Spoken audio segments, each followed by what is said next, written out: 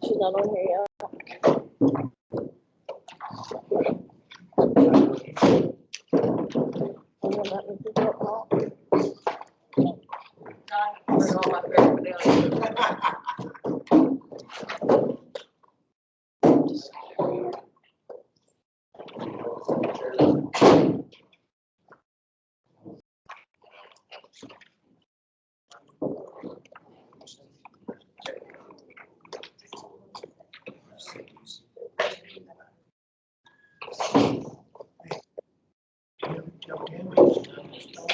But she's not on here yet. There she is.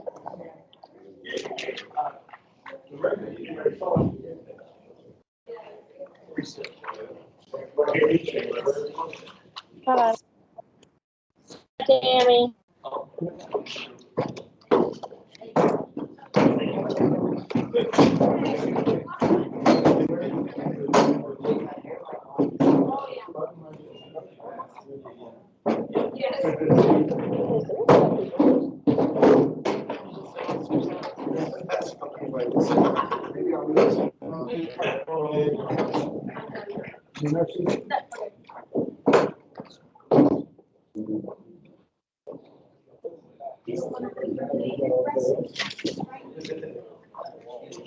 Since we ran a little over, Patty, can somebody please let me know when everybody's there?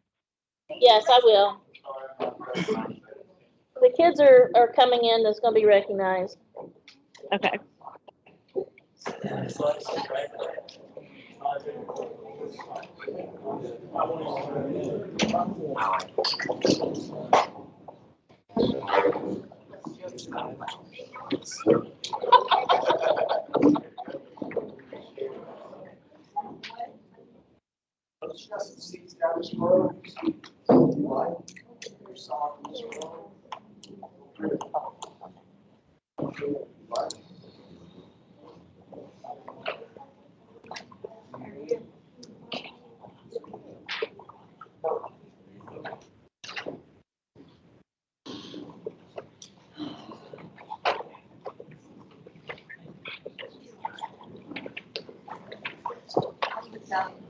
Oh.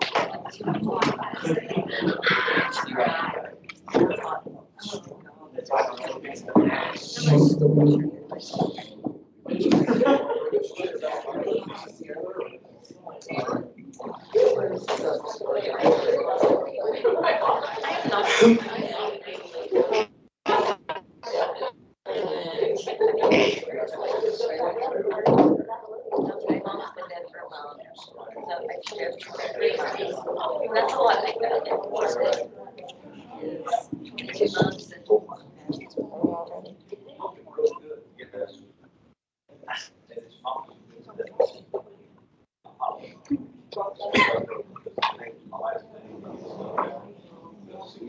Are we ready, folks? We still have a couple of people coming in. Okay. I don't know if her name works. Do you have any more chairs?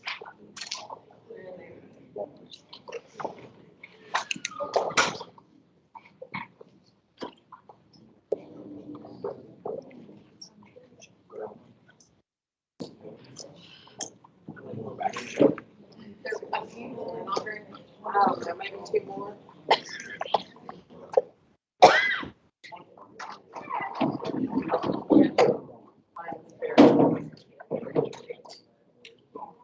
We have certain ones.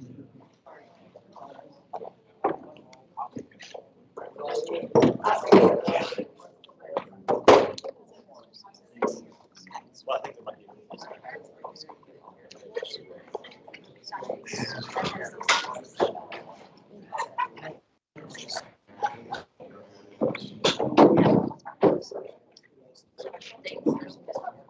Yeah, they're lasting a long time.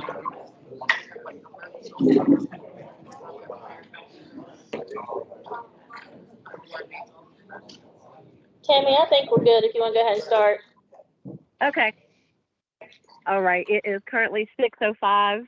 I would like to call the regular meeting of the Gilmer County Board of Education to order.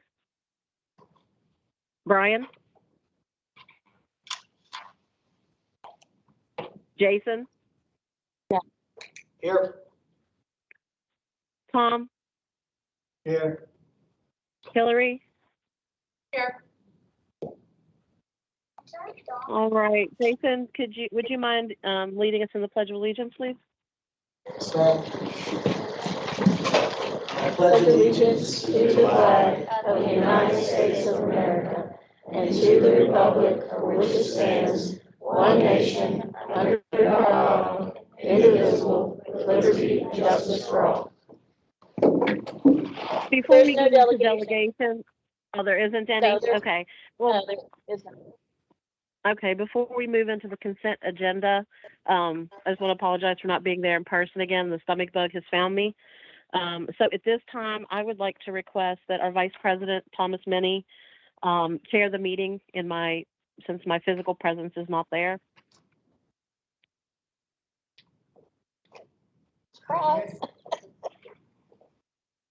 all right, I'll continue with, Thank you, Tom. we'll start by the minutes of February 14th meeting. I have a motion to approve those. If you have correct. So moved. Second that. Been moved and seconded, and I'll ask for a vote to approve that. Aye. Unanimous. Can Tammy hear me? 'Cause- Tammy, can you hear him? Yes, I can. Okay, the schedule of checks, trading, report next, and as far as I'm concerned, we can go through both the checks and both the report. And today, as Clay knows, I called him, went through some things, the checks to be written. I did go through the entire financial report, but you guys get, it's pretty extensive. I added all the figures up, tried to make sure that they were all right. I told him this computer added up to mine. Didn't find any mistakes. I had a couple of questions about the vendors and things, and I asked him those. So, I'll entertain a motion this time to approve items 1 and 2. Well, I think, do you have anything you want to say, Clay? As far as the schedule of checks to be written, Yeah, for monthly financial any report. of these 3 things. I do have some information. I was kind of tentatively asked about incentives that we offer as a county. Currently, we do not offer any county-funded incentives. The state does provide a few incentives for our teachers, for classroom teachers only. And that is a $500 bonus at the end of the year if they miss 4 days or less. But I did go back, and I have some of that information. With the passage of House Bill 206 a couple of years ago, the state came up with a $500, it's an attendance incentive bonus that is provided to classroom teachers only. I didn't know, I'm gonna go over here so I don't walk around and look crazy. I don't know, I mean, when you get into incentives, it's kind of a loaded question. Because I think incentives can also be non-monetary in form. But I mean, I think that's a worthwhile discussion.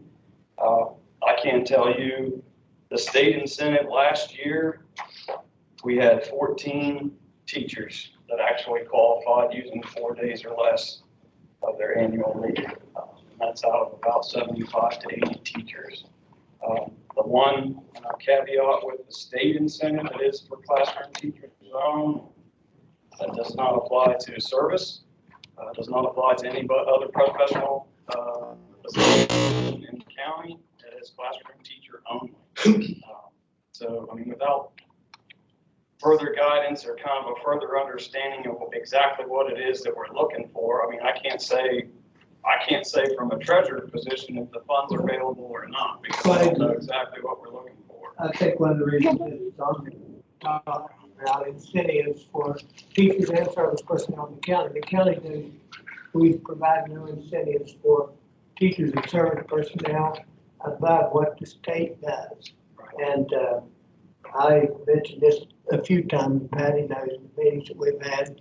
I think that's when I ran for the board a while back, one I wanted to run was try to do all I could for the students, make sure they had all the resources that was available to them in the county so they could be equal to any other student in the state of West Virginia. I think we should also try to do all we can to provide the best incentives we can provide for teachers and service personnel. And that's why that was on there. And I think you don't really need to go into any more detail with it other than we as a board will look at those things. And I think if there's something that we can do as a board, we'll look at that and try to do it. Right. So what I gave you,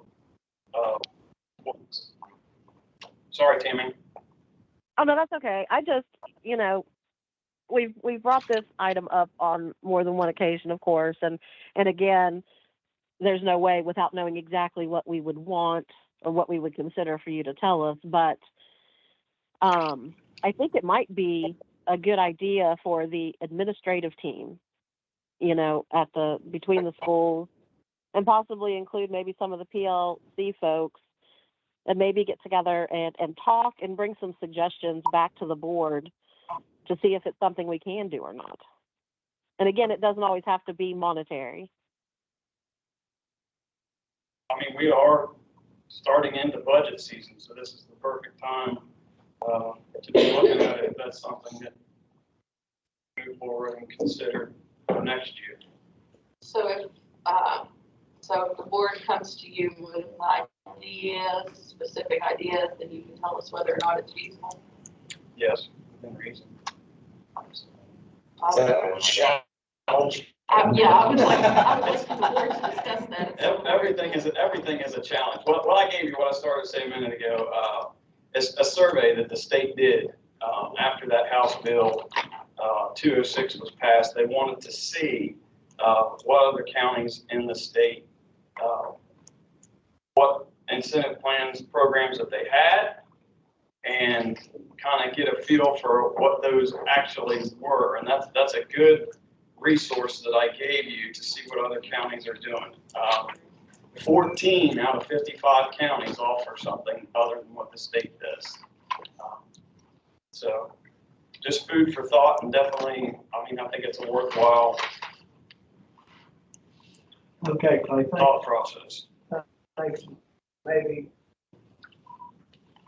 I don't know about the next meeting, soon in the future, maybe after July the 1st, because this year is pretty much set.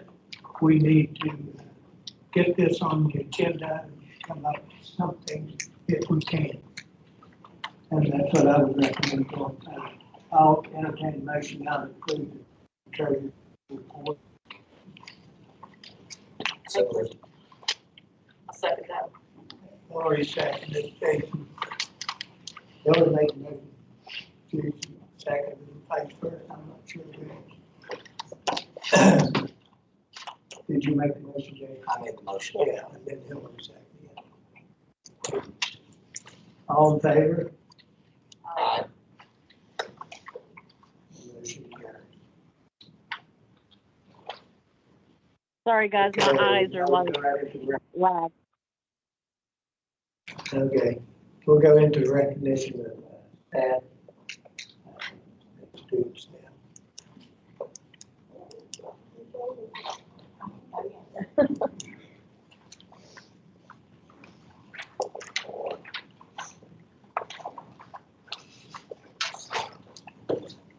Good evening. I'd like to welcome the parents and guardians who have come to participate in just taking a few moments to recognize the students and the student achievements that we're going to recognize tonight. The first set of recognition or certificates I'll hand out will be the county science and social studies fair first place winners.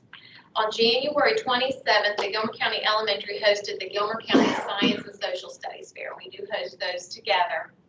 And Lindsay Cottrell placed first in Division 1 under the category of Earth Science, and her project was titled, Why Are Shark Teeth Black? And Lindsay also went on, those first place winners also went on and participated in the Regional Science Fair, which was held at Fairmont on February 12th. So congratulations, Lindsay Cottrell.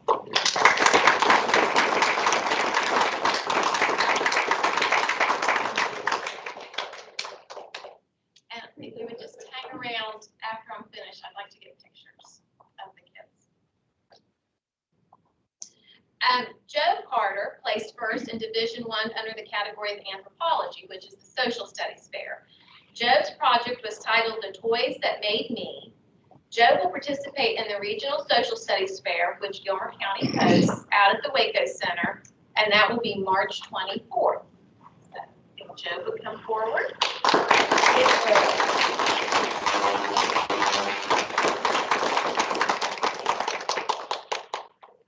Those are our Science and Social Studies Fair first place winners. Now I would like to recognize our Young Writer winners. In the fall and winter, our teachers work on essays with students. And I ask the teachers per grade level to pick out 4 to 5, 6, 7 good essays to compete in the county level. And those teachers submitted those grade level winners. We had judging, and we had first place winners. These first place winners will go on in May 13th, to the University of Charleston to participate in the state contest. Our first place winner, and even if they're not here, I want to go ahead and recognize them. Our first place winner for grades 1 and 2 is Kaylee Smith, and her story is The Life of My Horse.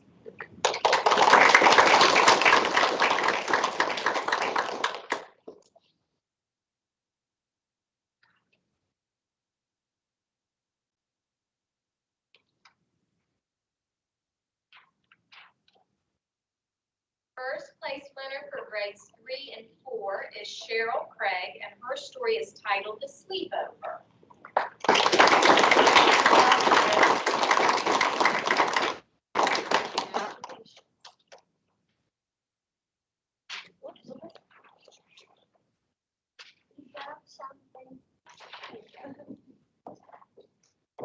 Grades 5 and 6, first place winner was Adelaide Chapman with The Dragonstone.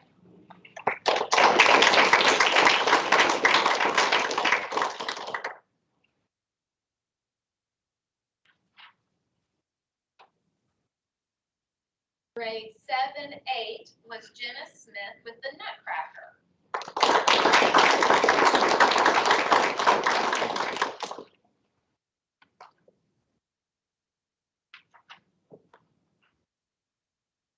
Grades 9 and 10 was Austin Stewart with A Halloween Horror Story 9 Foot Tall.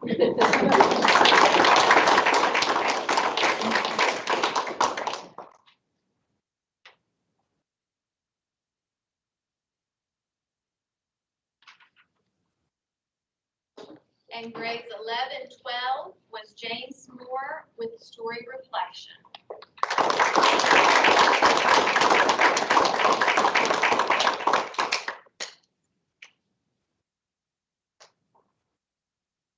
And if I could have those winners come out into the hallway, I would like to.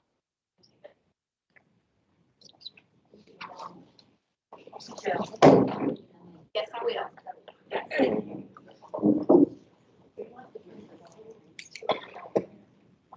I can do that.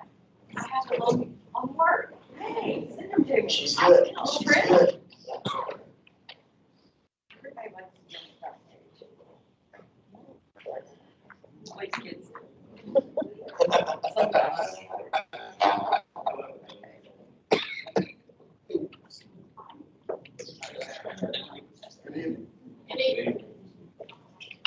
This year, we've had a fantastic athletic. That's a fantastic academic year. We recently sent out an email to our staff at Gilmer County High School and highlighted 10 things that had happened academically and 10 things that happened athletically. And I would probably miss something. I'll try to name all 20 of them right now. But one thing we want to highlight this evening is our wrestling teams. And we have added 2 wrestling teams to Gilmer County's middle and high school level students competition. And I remember when Mr.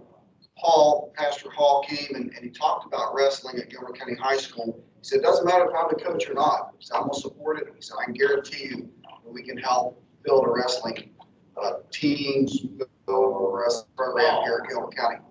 And there's going to be more to come because we're not done yet. The season's not over. And there's a key wrestler who's going to be competing in the state wrestling tournament from our high school, Colton Hall. And we're going to bring him up and recognize him in a later board meeting. I'm just waiting to see where he's going to finish out.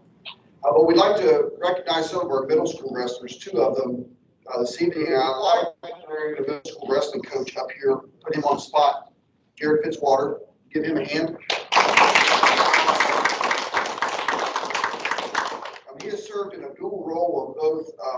They used to all practice together, if I understand it, right, Coach? So he's somewhat like an assistant coach to the varsity, but his official title is middle school coach, and these 2 work well together, and they've had a lot of success this year.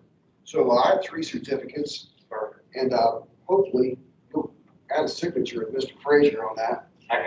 Before we let the kids go, since you're both here in one place. All right. So first off, I'd like to call up Miss Liliana Richards.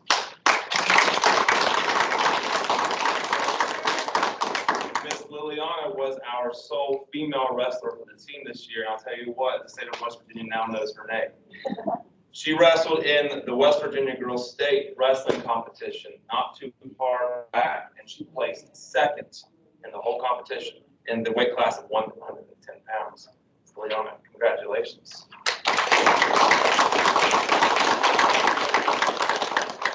On top of that, I'd like to call up Mr. Caleb Hall. Caleb wrestled in the 145 weight class, and we went to our LKC championship. Now, our LKC championship is not like most sports. Ours was held at the very beginning of our season. And at the very beginning of our season, Mr. Hall won 1st place in the LKC championship in the 145 weight class. And he took home 2nd place at the the WSAZ Invitational Wrestling.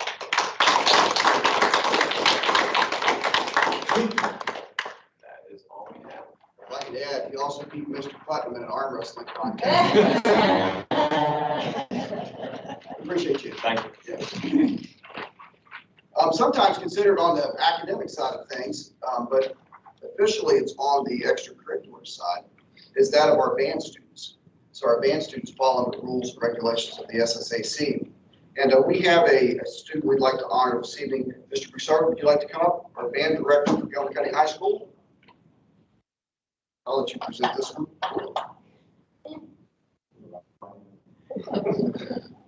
And if she could tell a little bit about her experience when she comes up here on the spot. So this past January, normally January through April is honor band season, and honor band is pretty much just a collection of all the high school students, whether it's West Virginia, Pennsylvania, Virginia, Ohio.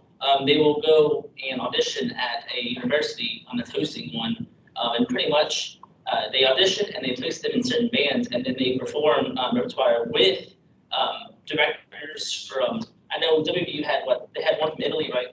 A director from Italy, and they had a few other ones that were like nationally renowned. So it's really a good experience for the students as far as experiencing one, directors from another place, more renowned directors, and 2, their music a lot of times is a little more challenging, meaning that it kind of helps them grow within their musicianship. And this past January, Basic came up to me and she's like, "Does WVU have an honor band?" I'm like, "Yeah." And she's like, "Do you think we can do it?" And I was like, "Yeah, we can do it." So throughout the month and a half, we worked on music, worked on some sight reading, worked on just playing skills, and I believe you had to audition virtually, right? Yeah, and I think you were also quarantined, right? That's quite an interesting story there. But as far as I know, she did great. She was in the gold band, which while it was like the lowest of the three, she was also the only with 2 freshmen that were at the honor band for WB. So I think it's a pretty awesome accomplishment. Paisley Hammer.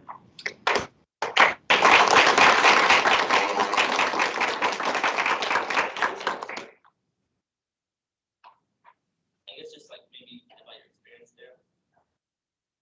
All the conductors were nationally renowned, and I was lucky enough to work. Wisconsin? Georgia. My mom drove back when she was and we went up there. I auditioned with a video, and out of 2 freshmen there, I was placed in the gold band, and I got to watch not only different groups from the college perform, but I also got to watch the bands above me. So,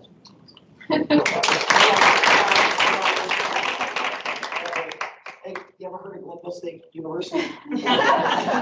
That's my address, and that's the Dave Bar. Sorry, go ahead. One there, thanks for Chris. Just one more thing, I'd just like to just offer the floor to Ben Hall, head coach. Would you like to say something about your youngest Hall over here and what he's been doing the rest of this year? Sure. Mr. Corbin was in a brace all year. He's a pretty good athlete himself and loves people, loves to compete. Broke his knee right before he left for All-Star football, and he was in a brace for 6 weeks. Couldn't participate in any of his wrestling this year. And right before the regional championships, a guy I coached with back home, he called and said, "Hey, let me take Corbin." So he hadn't had any practices, no getting ready and in shape, and he went down to first place in the region. And then he went down to states and took first place in the states this weekend, and now he's a 2-time or 3-time state champ in wrestling. So it's going to be a bright future. And while we were there, Miss Liliana took second place in the state in the wrestling. So there's a lot of good athletes coming up through this community in a new sport that I think that'll be a stage that many of you will enjoy watching. So we thank you for the support. How many little pioneers placed this weekend? There was quite a few. I believe there was 13 out of 20 that placed. And we had We 2. had 2 first-year wrestlers took state champ. Yes. Wow. It was a long day of a lot of wrestling, but it was well worth it. Long day. 2 long days, yes. Ava Glass Uh-huh. took first place, and Canaan. the 10U in the girls, and she was like almost the last wrestler to go yesterday. And then Kanan Robinson. took first place in 4U, and both of his first years. And, Well, maybe Mr. Price, not to task you, but maybe you can contact their coach and we'd recognize them. Absolutely, we sent them off in style, I can tell you that. And Lisa was in the parade, didn't realize she was there. We made a lot of noise, Gilbert County Elementary, so send them those records. Congratulations. thank you. Yeah, good job. All right, thank you.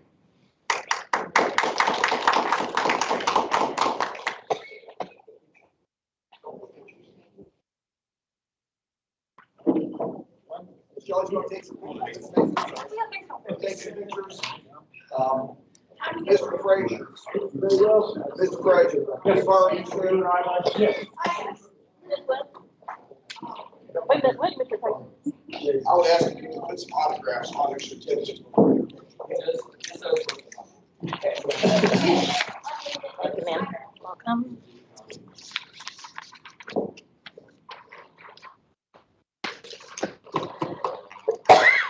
We'll do a PowerPoint so I can show you pictures, but running from after school or joining out, I thought this would be something. So we do have pictures of your understanding.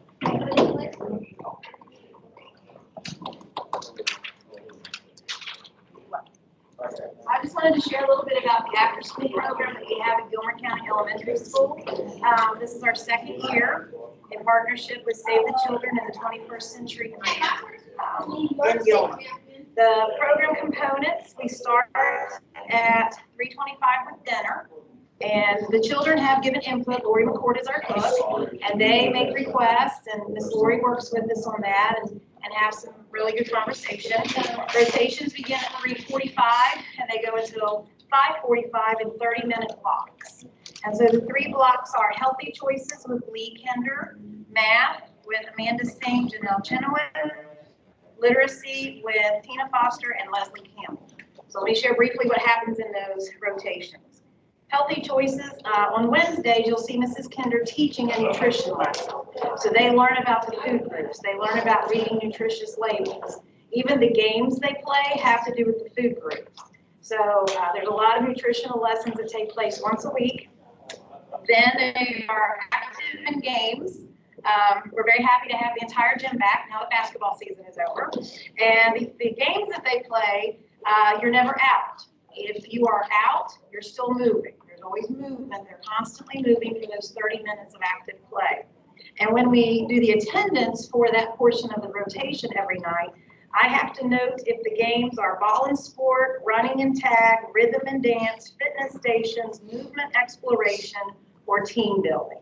And the one type of game that Mrs. Kinder always includes is team building. Our kids need lots of team building practice, so that always takes place. So Healthy Choices, our children participate every evening for 30 minutes. Math is 30 minutes of hands-on math. It's very little worksheets. It's a lot of handling the manipulatives, partnering. The math program is set up that they partner with someone. There's one lesson we teach over the course of 3 days, and then the 4th evening we spend doing math fact fluency and math routines. So it's a lot similar to the number talks curriculum that we've used in our elementary classrooms throughout the day. And there's lots of games to play while they're learning the math. So math is fun. Literacy, we have 2 blocks for that. We have kindergarten first graders who are in the emergent reader block. Then we have developing readers who are 2nd through 5th grade. And the literacy portion is actually an hour. Now the little ones go for the hour. The older ones, it's a half hour. So they can feel that split between the 2. And the reason for that, only kindergarten first grade. During the first 30 minutes of the time with Mrs. Foster, kindergarten first graders work on phonics. They have a 30-minute phonics lesson. So if they need letters identification, if they need sound identification, sight word identification, there's a lot of the phonics lessons. Phonological awareness is happening in those 30 minutes. The second half hour is read aloud. And so the teacher reads aloud a book.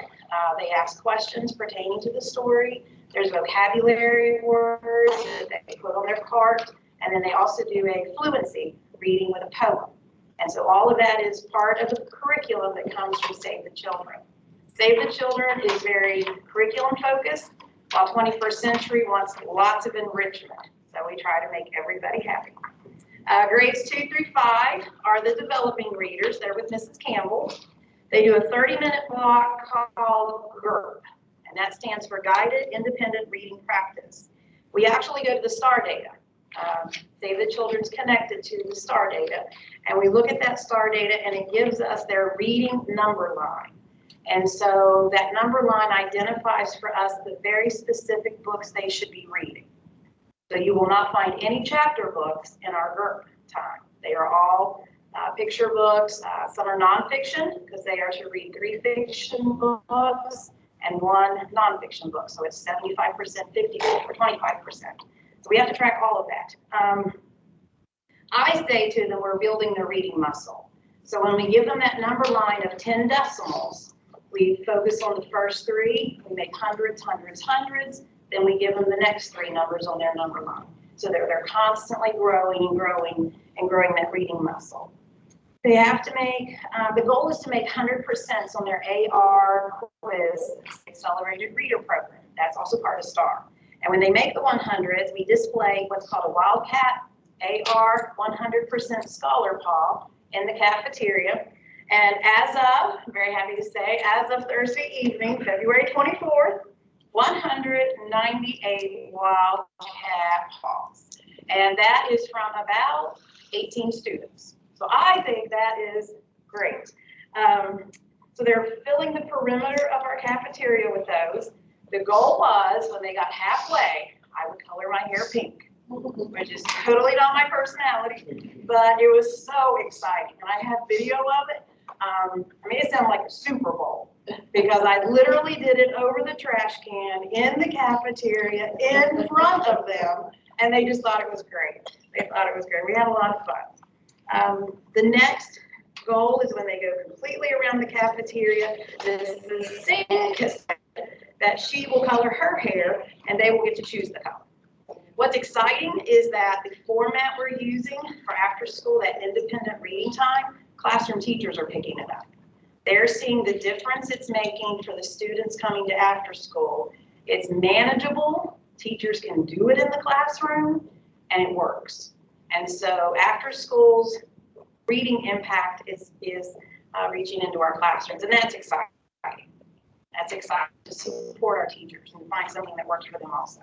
The second part with our 2nd through 5th graders we call Rabble, and again, it's a read aloud, they do vocabulary, and then they do a fluency reading.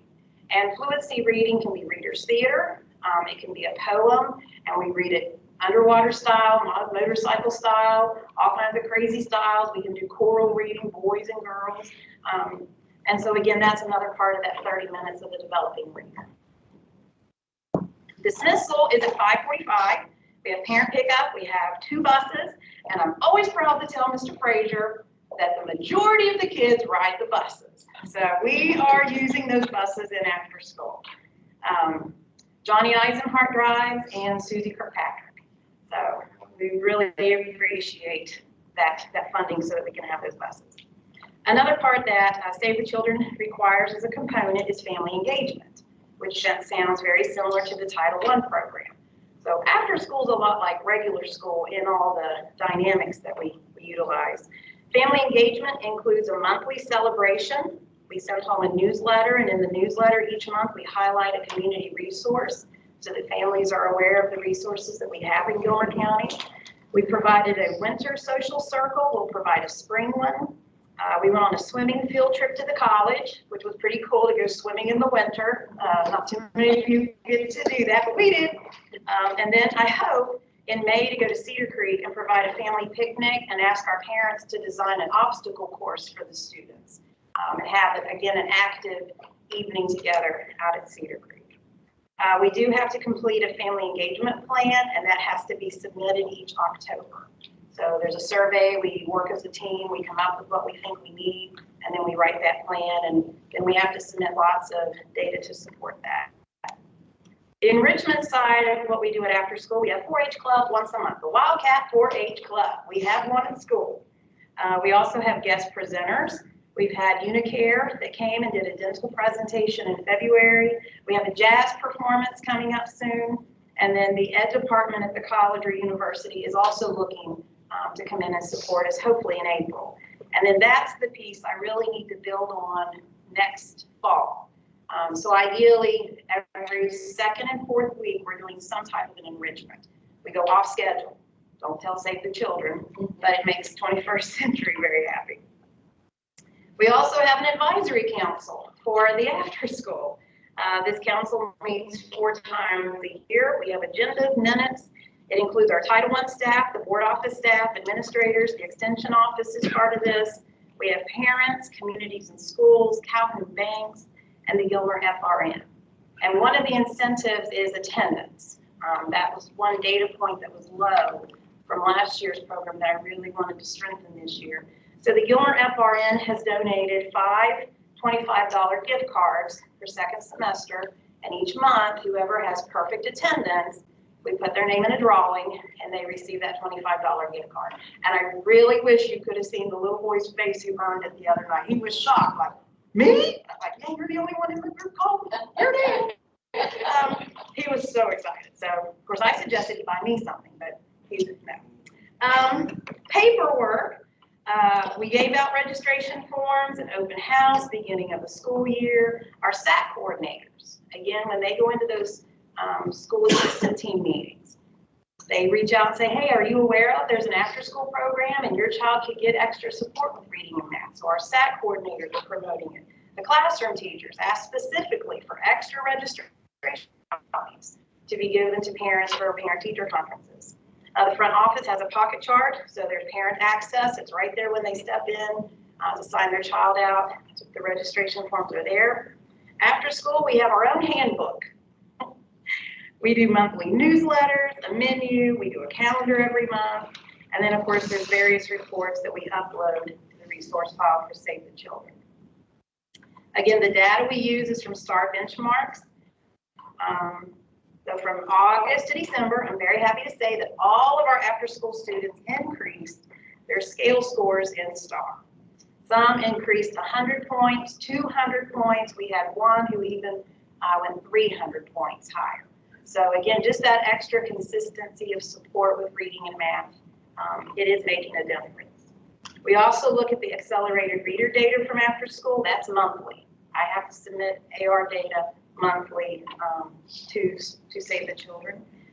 We also review STAR data 3 times a year. And then within the emergent readers, K and 1, there's a phonics assessment piece that we do, and that has to be uploaded every month. Then with each of our 4 math units, we do a pre-test and a post-test. So there is data collection. We are collecting it even in the after-school program. The one data that we were lowest in last year with our first year was the attendance. Of the 118 days, students are to attend at least 55. And I am so proud of our kids. They are well above 55. We've got 70s, 68s, just very pleased with. And some of our strongest attendance is from our kindergartners. And can you imagine a kindergartner in school from 7:45 a.m. to 5:45 p.m.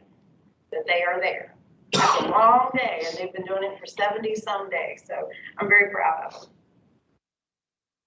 Currently, we have 30 students attending. The program is actually made for 60. So we're only at half capacity. We certainly have room for more kids to join us. We have kindergartners, second graders, and third graders. That's where the big chunk of our students come from. Fourth and fifth grades involved in a lot of other things in the community, but I do have a few. And again, I have 3 first graders. Over the course of the year, we've had a total of 35 students. I did have some who registered who had no idea what they had registered for, so they didn't come. We are aware, again, of another 4 to 6 students because there's constant conversations going on. Hey, that would be good for this one. That would be good for this one. Again, your SAC coordinators, your bus drivers. Our bus drivers have promoted the after-school program. The classroom teachers, administrators, and our guides have worked to promote our program. So as I always say, go Gilbert. Safety is also a part of after school. We do have fire drills. I had a kindergartner who reminded me today that we need to have one soon because the weather's nice now. And we have 3 staff members who are CPR trained. So safety is part of, well, it's 21st century and Save the Children. A couple success stories and then I'll stop. One thing that Miss Lori did for us at Thanksgiving, we don't often serve at school pumpkin pie, but in after school you could do that. So she ordered actual pumpkin pies for us and we sliced it and we served it and we put the Cool Whip on top. 10 of our students had never had a slice of pumpkin pie. They had never seen it. And of the 10, 8 loved it. So now Miss Kinder, one evening, the kids, they had requested more fruit slushies. Could they have more fruit slushies with their dinner? So Lori added that. And the kids were reading the labels. And they're like, Miss West, look what this says. This fruit slushie has sweet potato in it. And I'm like, what? And they said, yeah, read it right here. And it did. It had juice from bananas and sweet potatoes. So the kids we had a lot of great discussion about that. So they're reading those labels. Mrs. Kinder's teaching them and they are getting that. Our students are more confident with their math, more confident with reading, but probably one of the things I'm most proud of is you always think after school for the social, or you think after school because we can feed them another meal. But we have children who struggle socially. I mean, we've been through a pandemic. We've been isolated. And so getting in that gym and being able to play together, being able to sit across and partner with in math, that's been huge. Just that social piece for some of our kids. And then a lot of our kids who attend after school, they don't belong anywhere. They're not athletes. They're not musicians. They don't go to church, so they're not in clubs out there anywhere. After school is their place. This is where I belong. And that's been the biggest takeaway for me. We're providing something really important to our students. They belong. And I think that's great. So I appreciate your continued support. This is only year 2. I think you're doing a great Next job. year will be better. Did you say this was grant funded? Yes, it's grant funded from Save the Children and 21st Century. For how long? Yeah, the grant runs up in 5 years, and every year there's less funding starting the 3rd year. So we'll supplement where we can with federal programs to Okay, continue to support it. okay. I mean, my daughter's a part of this and I've been to a couple of the programs. This is really, really good. Really good, especially for Gilmer County. This is a wonderful program. So that may want to be something we keep in the back of our minds as we get closer to the run out of the grant to try to keep this going somehow. I agree with that. I've heard a lot of comments about after school, from young kids, parents. It's all been positive. And with Extension Office partnering with us, with FRN partnering, we're looking at how we can make it a sustainable program beyond the grant. So that's part of the advisory council. And you said you're looking next semester to, getting more every Yes. other week. Okay, come talk to the college. What? We Yes. would be glad to help We you. will do that. Thank you. Yep. Thank you. Thanks, Sherry. Yes. Programs are as good as the leaders. Go Gilmer.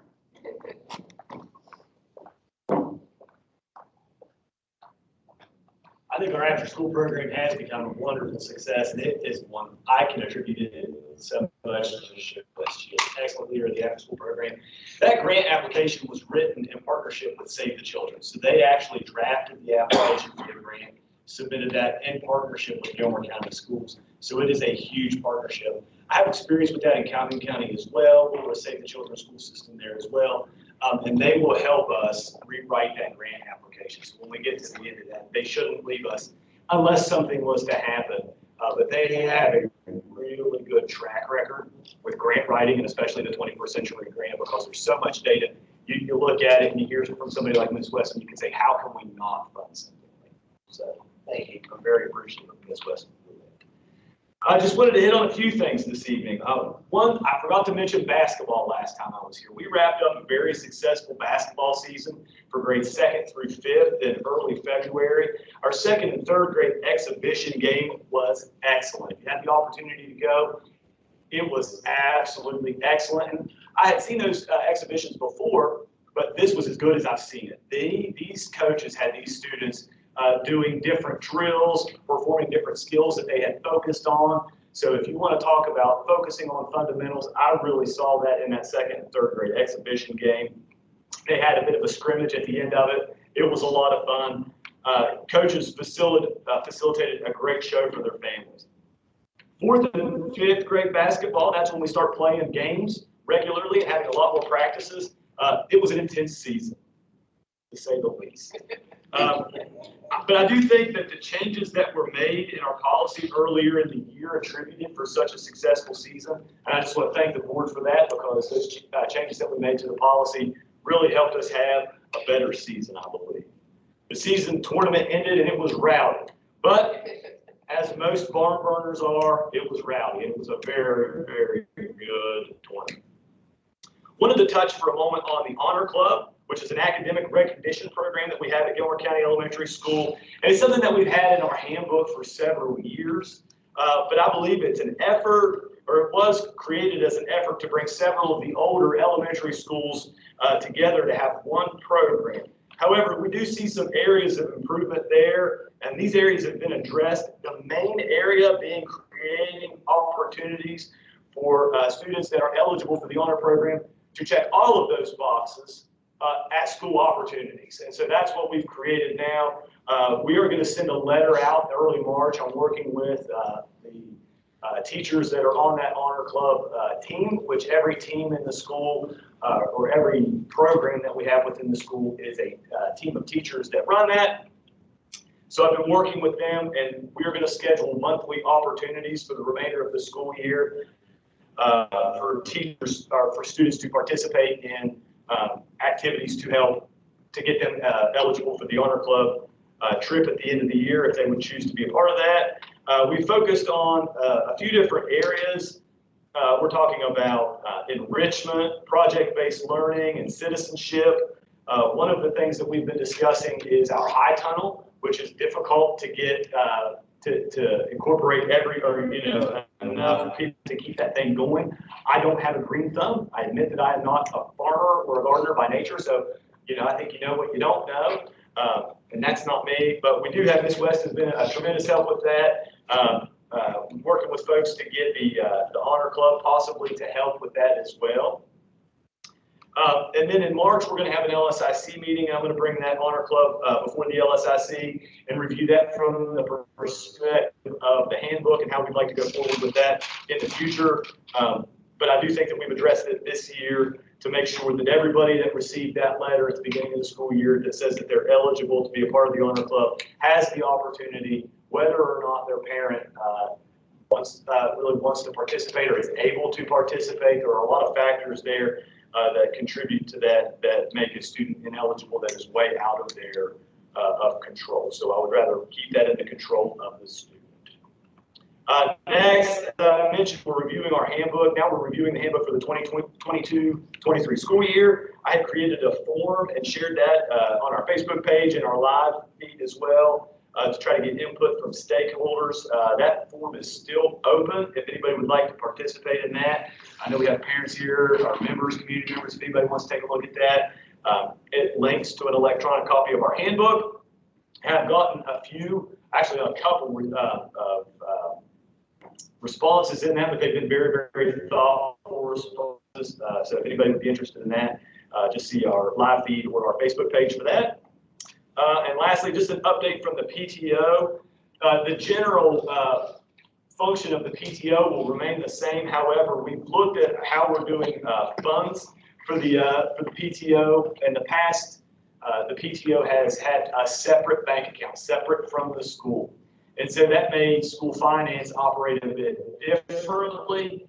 And so as we looked at that, we wanted to improve that. The PTO made a decision to bring the PTO funds to the school account. So now all PTO expenditures will be subject to school purchasing laws and procedures. So the policies and accounting procedures that we follow for faculty senate, for example, will now be followed for the PTO. And I think that will be all the integrity in the world to our PTO spending.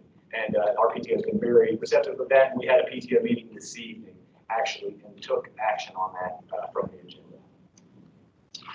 We are hosting an upcoming dance, depending on if we go to Charleston for the girls basketball team on Thursday. We will have either that dance on Thursday or Wednesday of this week. But we're going to get a professional DJ. If for some reason there would be a scheduling conflict with him, we're just going to bump that thing back. But that's something that students are really looking forward to. And then our PTO is also having a basket bingo next summer. So they'll be doing that as a fundraiser. I'll be bringing before you a fundraiser request to do that.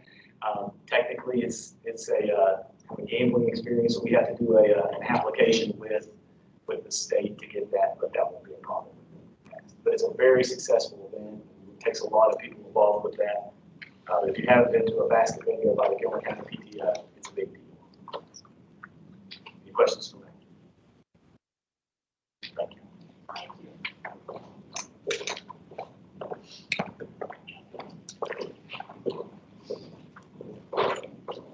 Good evening again. Second opportunity to present to the board in recent days, but got some updates, so this is good. We had our FFA compete at the regional level and in several areas, and they will be here at the next board meeting to present those awards. But just to give you a snapshot of that, every student that participated at the region placed first place. Mr. Cox thinks this is probably the first time that has happened. And so every student is going to the state's category in which they competed, even our parliamentary team. And we're quite proud of that. So he'll be here next week. So he doesn't know if that's the first time it's ever happened in Gilmer County, but he said the competition was good. So Rowan County specifically really had some tough teams that he didn't know if they would come out on top or not. But he was very proud of them. So we'll have him here next time. We've been working on standards for effective schools. I've shared with you the 7 standards for effective schools the last time that we met. In the February 21st professional learning session we looked at the first 3 of those standards in great detail, and teachers in groups and PLC groups created strategies for what they felt would make improvements in those 3 standards. So this process of having teachers have discussions about what the issues are in their schools, looking specifically at a rubric, seeing what those sub-bullets are, first doing a needs assessment to see what we think of our school and where we hit in those areas. I shared that needs assessment with you the last time we met. And then they made specific strategies for what they felt would make improvements in each of those subcategories of the standards. We took those subcategories and put them up on the wall, and teachers went around in groups, and in their PLC group, they voted on which strategies they felt were the strongest. Then we took those strategies and we developed a survey. And the survey went out to teachers. And I have the results of that survey. We met as a school leadership team then. And each individual teacher took the survey and rated how they felt about each one of the strategies. They thought that they would strongly agree with employing that strategy. Most teachers said, let's not do everything at once in the first year. We're only looking at the first 3 standards. So we're going to try to narrow this down to about 3, maybe 4 things that we might see as things that we implement for next year on the first 3 standards that we have. But if it's appropriate, it's okay, Mrs. Lowther, I'd like to share what these are. And it's not extremely confidential because we're here in a public meeting, of course, but I would like to talk just a little bit about them. I'll share this with Ms. Mason. So I know you have the 7 standards you said posted on your wall beside your desk, I think. So the teachers went through and made recommendations. If you see some of these, the first one actually looks like a bell curve. If you look at the first question, that for administrators to participate in classroom lessons, there are some teachers that would like for us to come up, and sometimes we get invites. They want the principal to be trapped in an escape room to see if he can figure his way out, or to maybe see student presentations and things like that. But there's others, as you've noticed, it's kind of a bell curve. This was the strongest area of what teachers agreed on. If you look at some of these others, though, like the second one, where teachers conference with students on their midterms and their report cards, we like to use our advisee time at homeroom with more structure to actually open up their computers, look at their live grades, see what assignments are missing, and have something before you get to your midterm. You say, oh my goodness, I've got 4 things missing. Now I'm in trouble with my parents. To do that on a regular basis and actually take some time to look at their progress. And the teacher said they would like to have this happen in the classroom as well as in homeroom, but to have 2 touches on that. So that's probably something that we'll try to employ. On the second page, you see provide students more choice in academic offerings. This was fairly strong. I think what some of our teachers didn't realize is the plan that Mr. Daniel Reed has in place, where students can request what courses they would like to have in high school in the following year. And it's a very in-depth process, and he takes all of that data, boils all that data down, and it really does affect what we actually offer at Gilmer County High School. So just letting them know about what that process looks like, kind of solve that one. Provide mission and vision statements displayed in our school. Until we had a survey, it was like, I didn't realize we didn't do that. So we've got a new laser printer that prints banners that we just purchased in our school.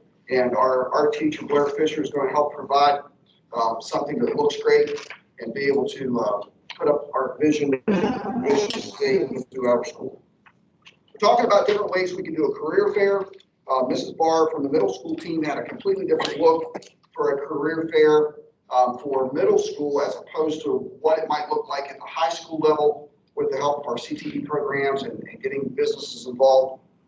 So there probably will be 2 of those. So that's the first standard. I'm going to try to go a little faster. The second one under standard 2 had fairly strong data. The suggestion was, do teachers support initiatives? Once we pick something, will we all do it?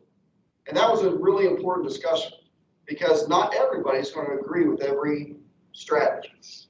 So there's some teachers that will do everything you ask them to do, and no matter what the strategy is, but to try to get consensus and buy-in, that's the purpose of this process, for every single one of these strategies to come from teachers. And I had some of our school leadership teams say, let's do this instead of that. I said, no.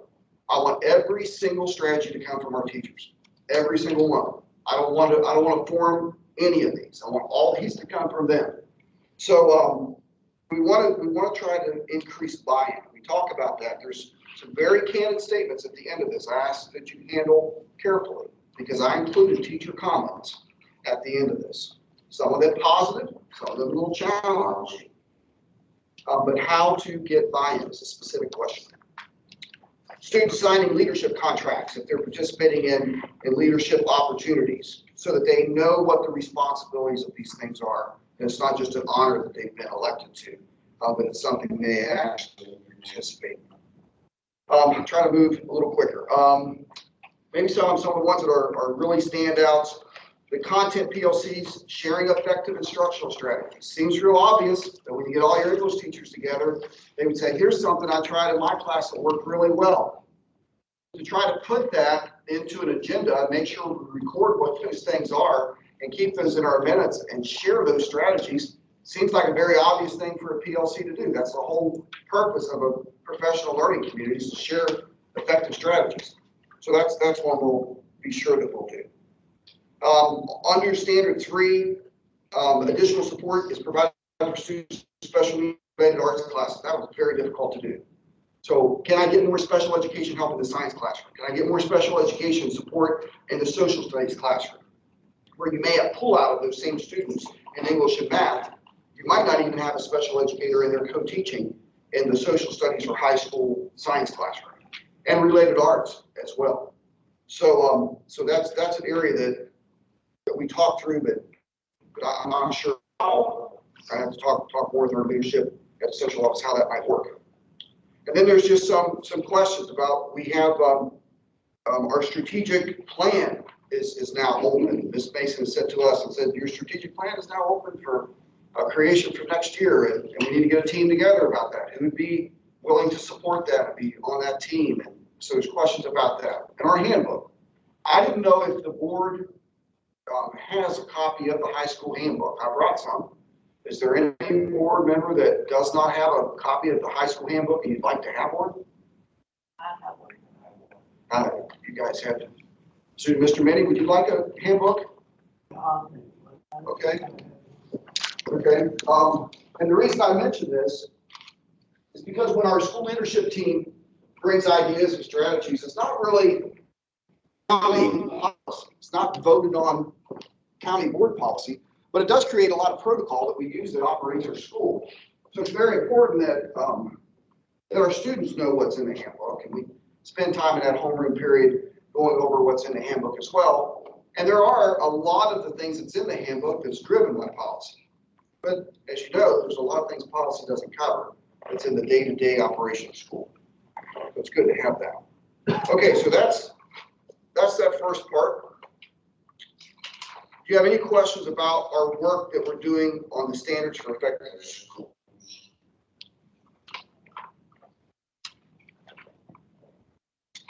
I don't have any questions.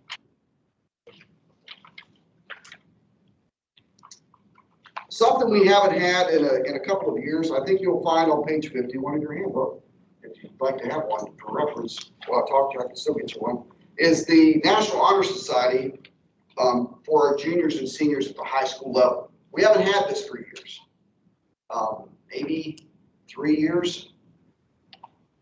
maybe 4. But that's one thing that I really wanted to put back in place, is the National Honor Society. So I brought with me tonight the application so that you can see what is involved in the National Honor Society. Right, as well.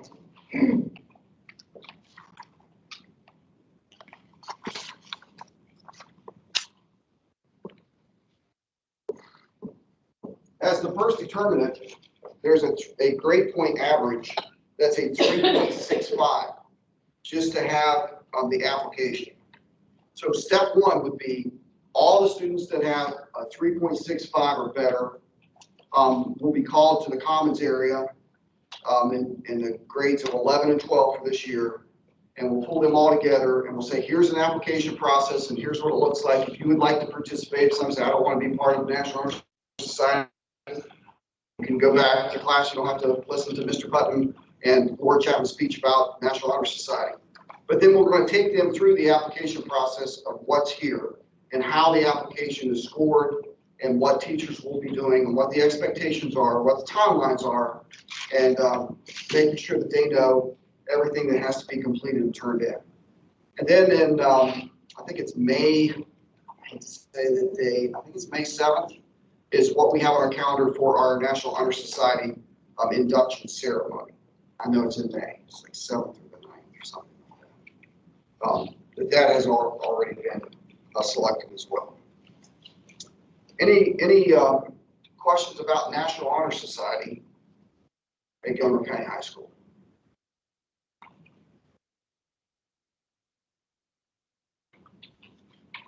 I'm glad to hear that that's starting back again. I know we had quite a few students that were inducted into the Junior Honor Society and, worked extremely hard, and they were kind of disappointed when we didn't have it afterwards. Of course, between COVID and everything else, I understand we had some barriers, but glad to hear that it's starting back. Thank you. When I became principal, I had an administrative team come to me and they said, one thing, Mr. Putnam, we know that needs revised, that we need to work on in our school, is our academic awards banquet. So our academic awards banquet is large. We have a COVID year that's as well, and everything going on. We have maybe too many students that have been recognized. Sometimes students come and they don't value the opportunity. They get their certificate, they have their meal. Some of them don't stay for the guest speaker. Some of them leave early. This is something that needs revised. And the entire premise of our academic awards banquet was based upon GPA. So we went to work on this.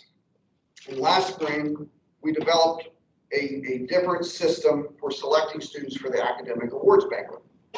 When we got into late spring, when we're getting close to academic awards banquet, because this is not something that started at the beginning of the year, in principle in December 15th, I think, this is something that was in midstream, it was recommended that we add back the GPA component and invite more kids to the academic banquet like we had in previous years. So my first question is, who directed you to cut back the academic banquet participation? Directed me. Yes, you said you were directed that there were too many kids at the academic. No, I didn't. So let me continue, and I'll take questions in a second. So, so the plan was then about double the number of kids that we were going to have at the banquet, and due to COVID, the entire event got canceled. So then the Board of Education, and from direction of my superintendent, so what would be better, Mr. Putnam, is if you would present this, work with your school leadership team, put this in your handbook of how this process works, and then let everybody know at the beginning of the year, this is how this system's going to go. So the kids know up front, and you've had some time, and you've done this process and many changes to the handbook. So when I say many changes, the biggest parts of the handbook was just totally reorganizing the handbook.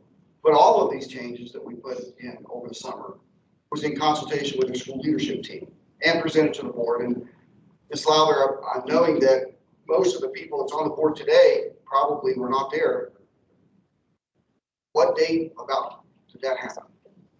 August or November, yeah. I know it was in the summer before we printed the handbooks. So somewhere in the summer when we worked on that, I'm thinking, but Are you ready for questions? no.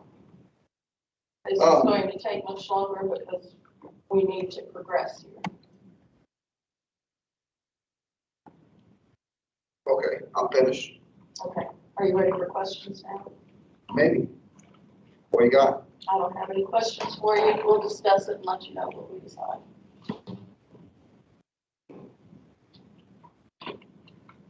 Well, I'd like to give you the instructions for the teachers.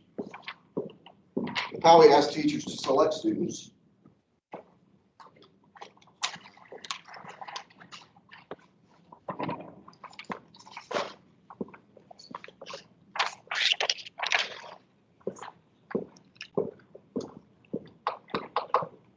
I thought you had a question. I have no questions for you. Thank you.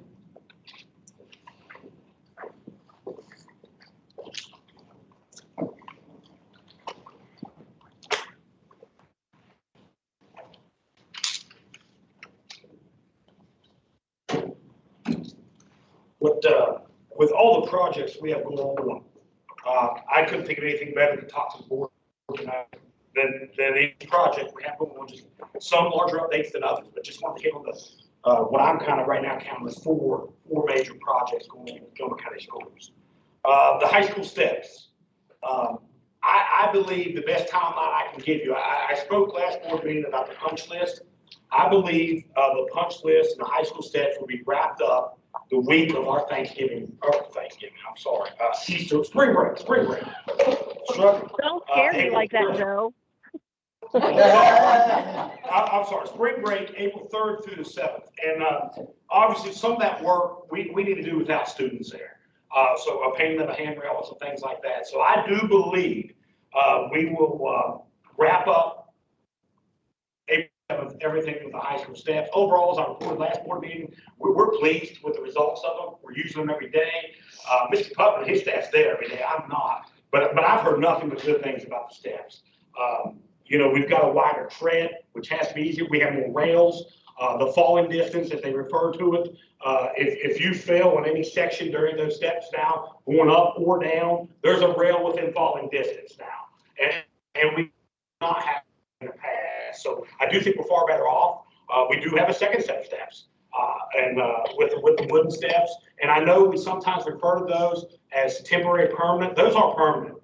There's too much in those. There's too much lumber there. There's too much money involved for us to do anything with those until we have to address it. And I do believe they were built substantial enough. We won't be addressing those wooden steps for years to come. It'll be a long time down the road. We did have Greg Martin with Williamson Shriver. He did come as the architect, and he inspected the steps.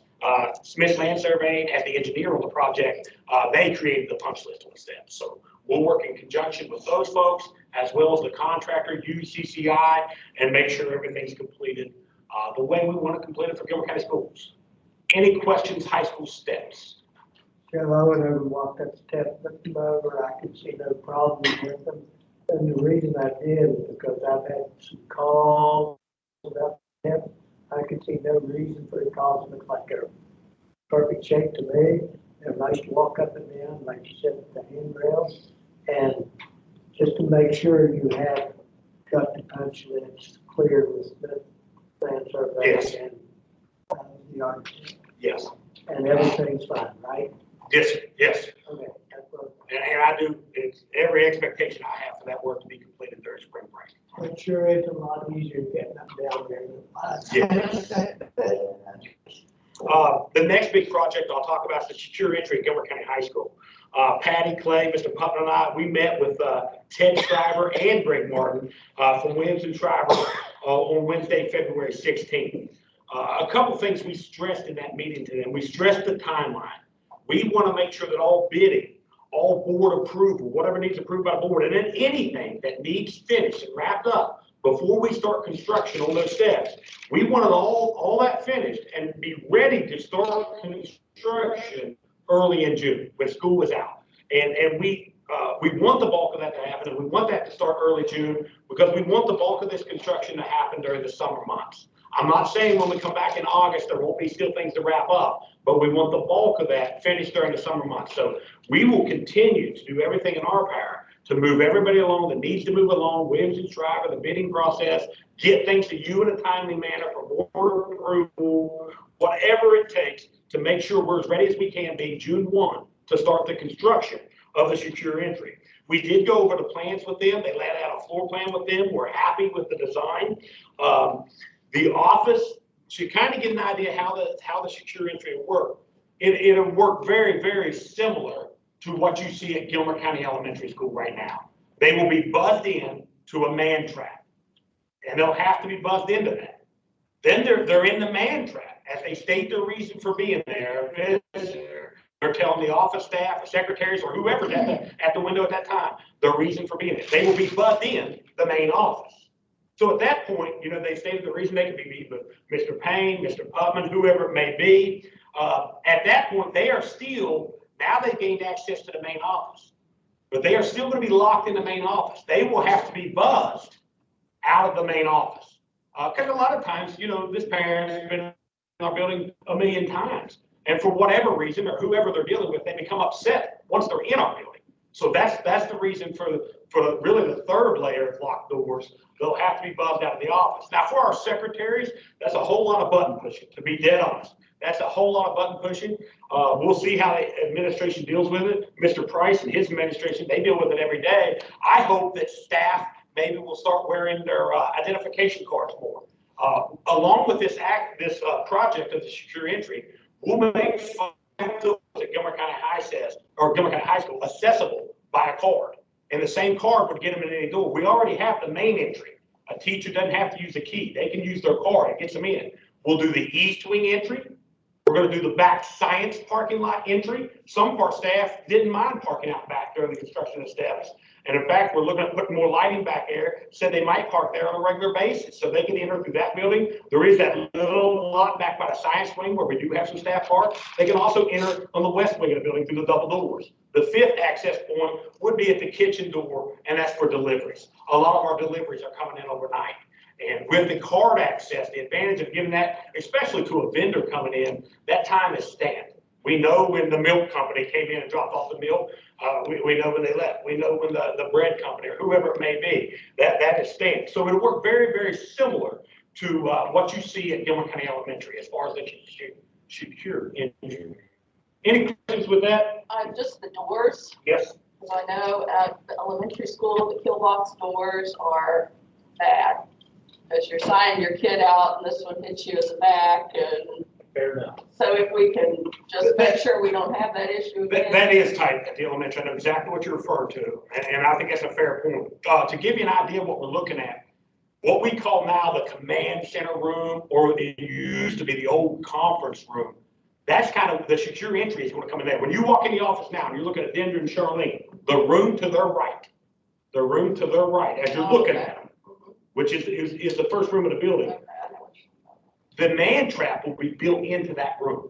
We're not adding any space. The man trap will be built into that room. Shirley and Dendra, so to speak, they kind of will come forward a little bit. They will come forward. There'll be windows put in that office. Part of a secure entry is being able to see visibility. They're going to be able to see the main entry far better than they can see the main entry right now. And then the command center room, the conference room, whatever we call it, that will kind of be back there where our secretaries are now located. So the room just kind of flips. Just to give you a general idea of the design. Now, we will also put in a couple more doors at the main entry. Where we have all the doors at the main entry, you'll go in about 10 foot, right before the roof gets higher. There'll be another set of doors there. All right, that's going to help us with energy savings, things like that. But it's also going to help us if someone is in the building, when they leave, or if someone's walking in our building. We have a couple very busy times during the day. Drop off in the morning, pick up in the afternoon.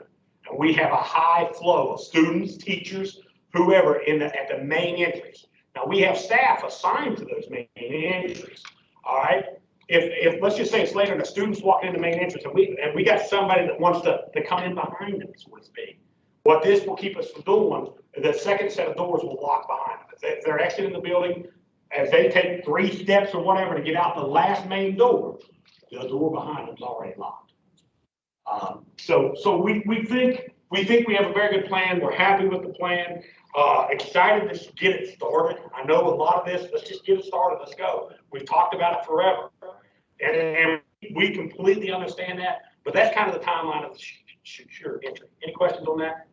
Any more questions? Joe, I'll just say that I'd be surprised if anybody just said we worry about getting complained about pushing buttons. They've really been glad that we are addressing this project. I think that it's going to be so much safer for the staff, the students, and anyone in that school. It's been a terrible situation for the past couple of years. I know that I've been here. They've mentioned that to me several times. Yep. And I'm just glad that it's finally coming. I think you're right, Mr. Minnie, and the only reason I brought up staff, and I didn't really finish that thought, my thoughts are if they get in the habit of wearing that, around their neck on a lanyard or whatever, the secretaries might push the button 300 times a day compared to 500 times a day to let staff out of the room. Staff could get themselves out of the room. So I really think our staff would help. And they probably will. I think they will, and with the access points, and that's the reason I brought that up, they might wear it anyways because they can get out of the car, swipe a card, and they're in the building.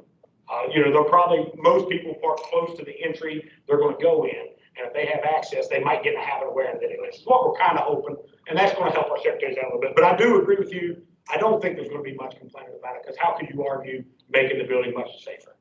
That's what So the next thing is ESG, with the HVAC and the lighting.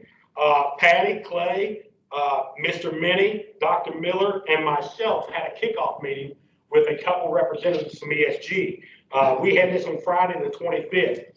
We thought the meeting went very well. I don't want to speak for Dr. Miller or Mr. Minnie, but as far as us here, we thought the meeting went very well.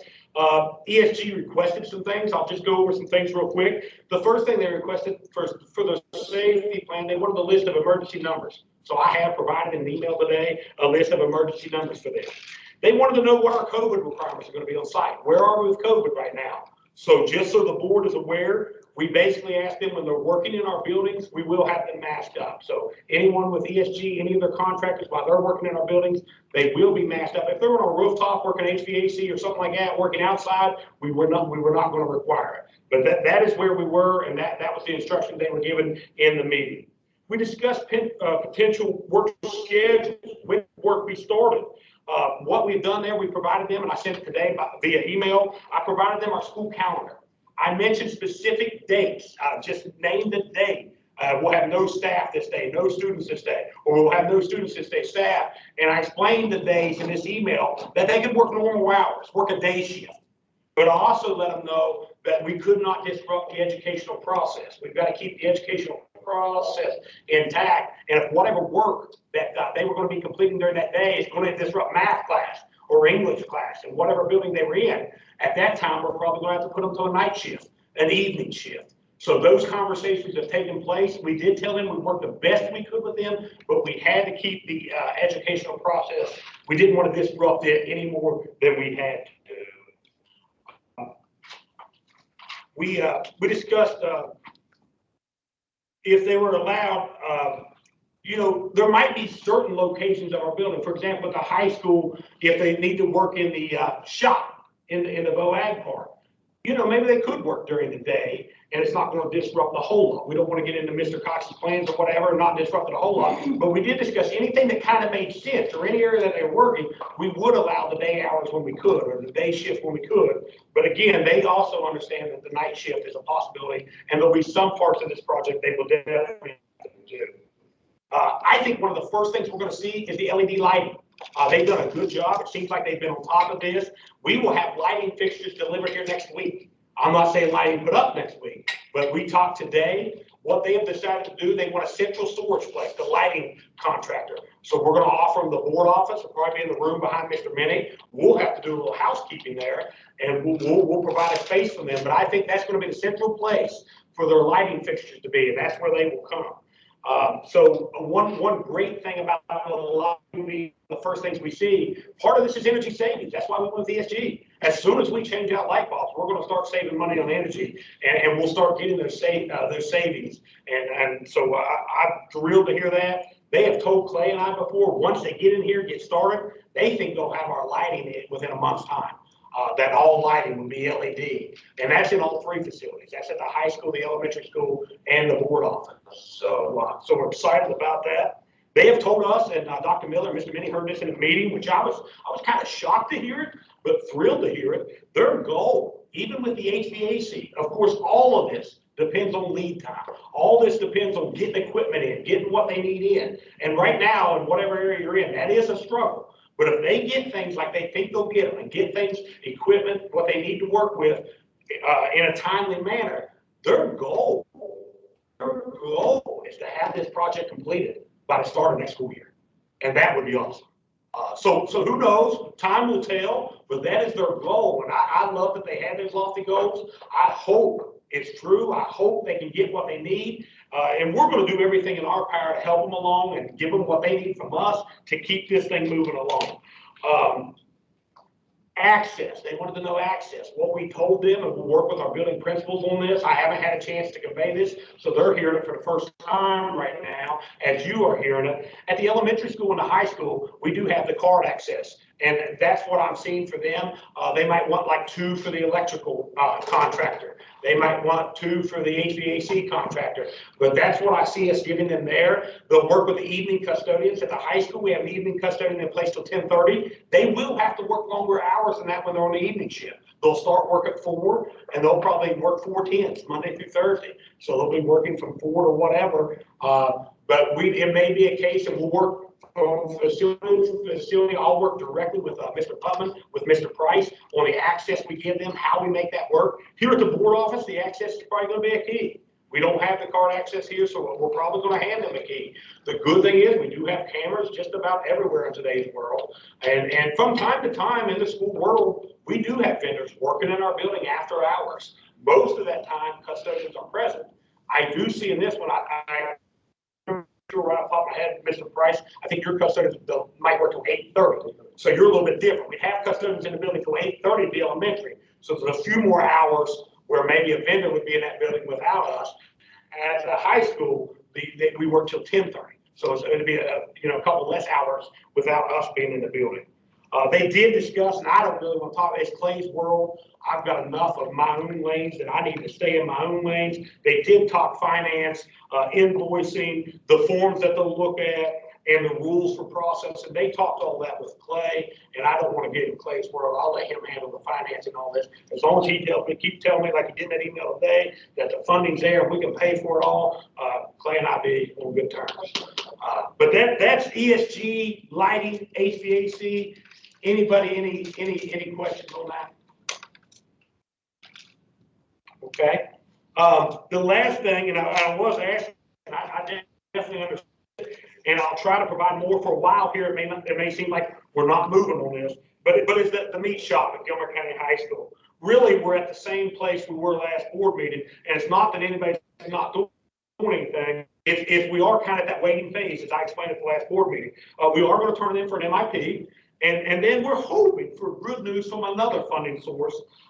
If either one of those happen, if we were awarded the MIP project, or if we did gain additional funding from this other source, what I think we will have is one of the best meat shops around, turnkey, done deal, not wanting to add anything else down the road. I think we'll have enough funds to have the complete deal. Anything Mr. Cox or those students would need, I think we'd have. Now, worst case, where we're sitting right now is let's say neither one of those happen. We don't get awarded the MIP. This other funding source that we've been told is a done deal, but who knows? It's not done yet. And I kind of don't think it's done till the money's in the bank in our name. But if neither one of these happen, we have been approved, and I'll call it COVID money. Shelley and Clay can correct me, but I'm just going to call it COVID money to keep it simple. We have $400,000 there. And that's far better than where we've ever been before with this meat shop. So at that point, the plan would be, let's go. I know Dr. Miller said that last meeting, and I agree. We have to wait till we get those 2 answers. But once we know these 2 answers, if it's 400,000, that's worst case scenario. I could think of worse things than to have 400,000 to start a project. And I think we were hoping like, so. And I think, yes. So hopefully when we get those answers, we will move as quick as we can. And the way that would work, I kind of see the team effort, kind of like we've done everything. Obviously, the superintendent would be involved. Clay's would be involved from the money standpoint. The administration at the high school would be involved. We need Mr. Cox's input on this. He would be our in-house meat shop expert. We would need our architects. How can we maximize that 400,000? How can we get the most for 400,000? And also build this in a way that we can add the other things as funds become available to maximize this. Get the most out of the 400,000, get him up and going, get him to quit going to Rome County, Dodge County, taking these kids up and down the road. Let's get to that point with 400,000. Let's make it to where we can add on later, and then we'll go from there as funding sources are at. That's what I had on the meat shop. And these kids have really, stepped up, they've shown up, and they've shown the interest and the aptitude for it, and they deserve to have this speech. Let's hope you get the money up front. That is what we're. That'll be great. If it's not, we can go ahead and Yeah. do it as you said. Yeah. Any questions at all for me? That's all I had. Thank you. Thank you.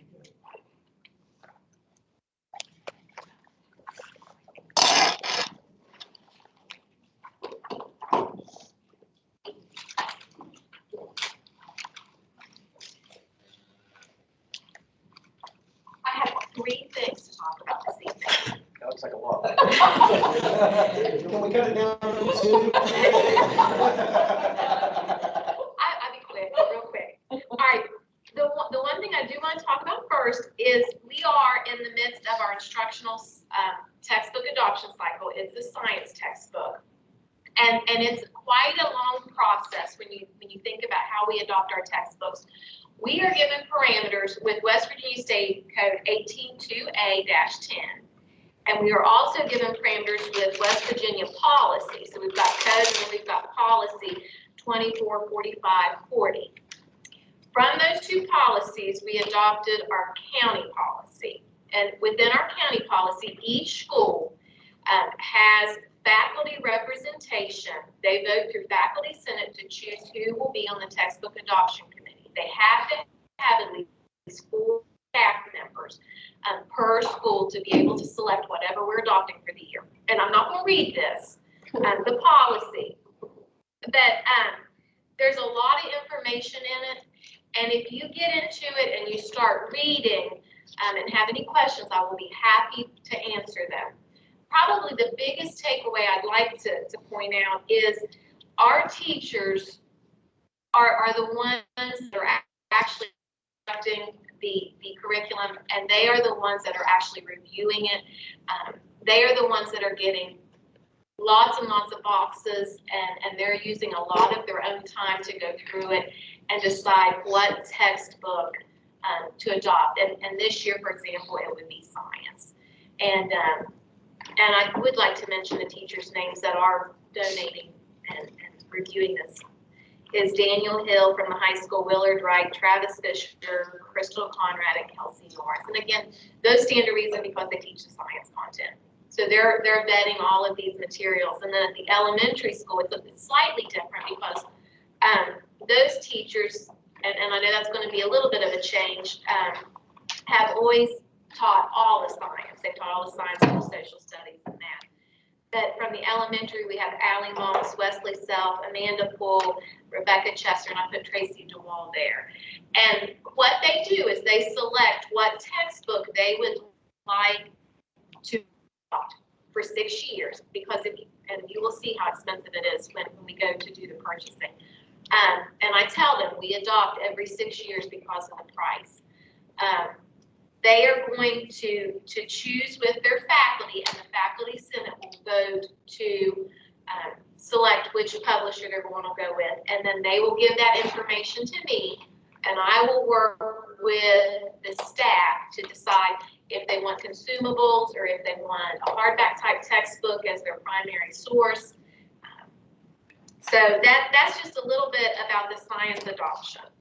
Any questions on it?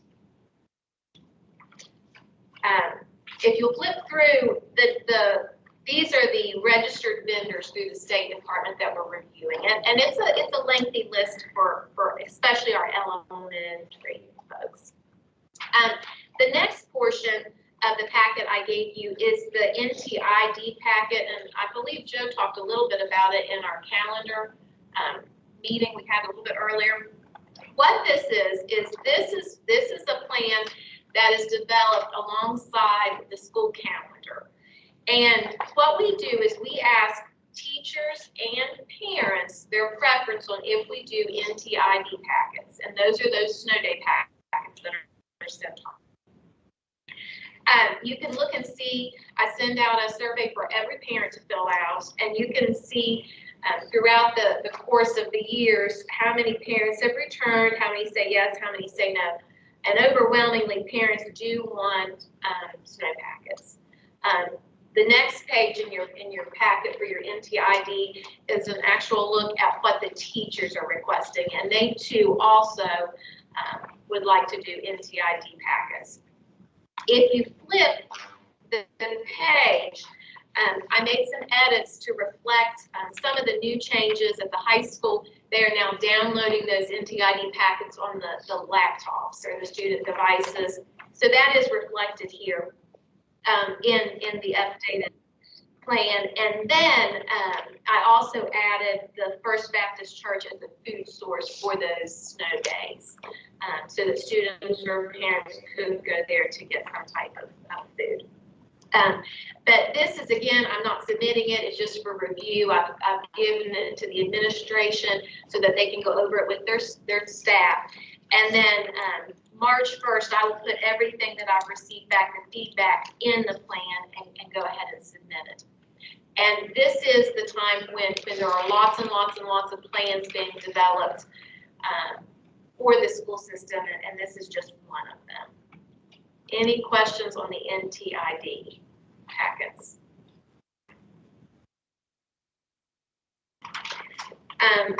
The last thing I wanted to talk about, if you flip over, is the ALC.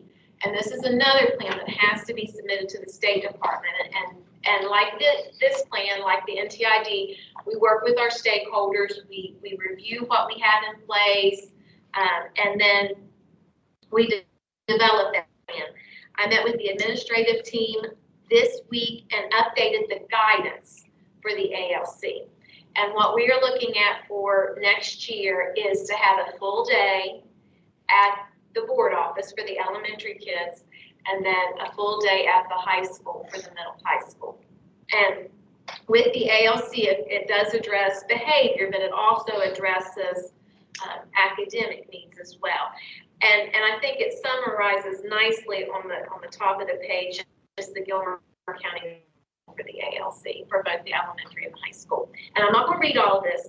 I do know that as when we get our county plan developed, our county strategic plan, the first three objectives are going to change to reflect what the county's plan is. But again, I'm not going to read it, but that is the handbook, and then the forms are attached behind it. And this is what we will use to develop the plan that is submitted to the state. Well, I'd just like to tell you that the ALC has made the biggest difference that I've seen in the 4 years that Colton's gone to Gilmer Elementary. For the first time, he's had about, I don't know, maybe 6 months at this point of classroom time that hasn't been interrupted. And he's come up from needs intervention to a great level. So I really compliment you on that and seeing that process through and all the people that helped you, because that has done wonders for the elementary school. We really do listen to teachers at the board office, I promise.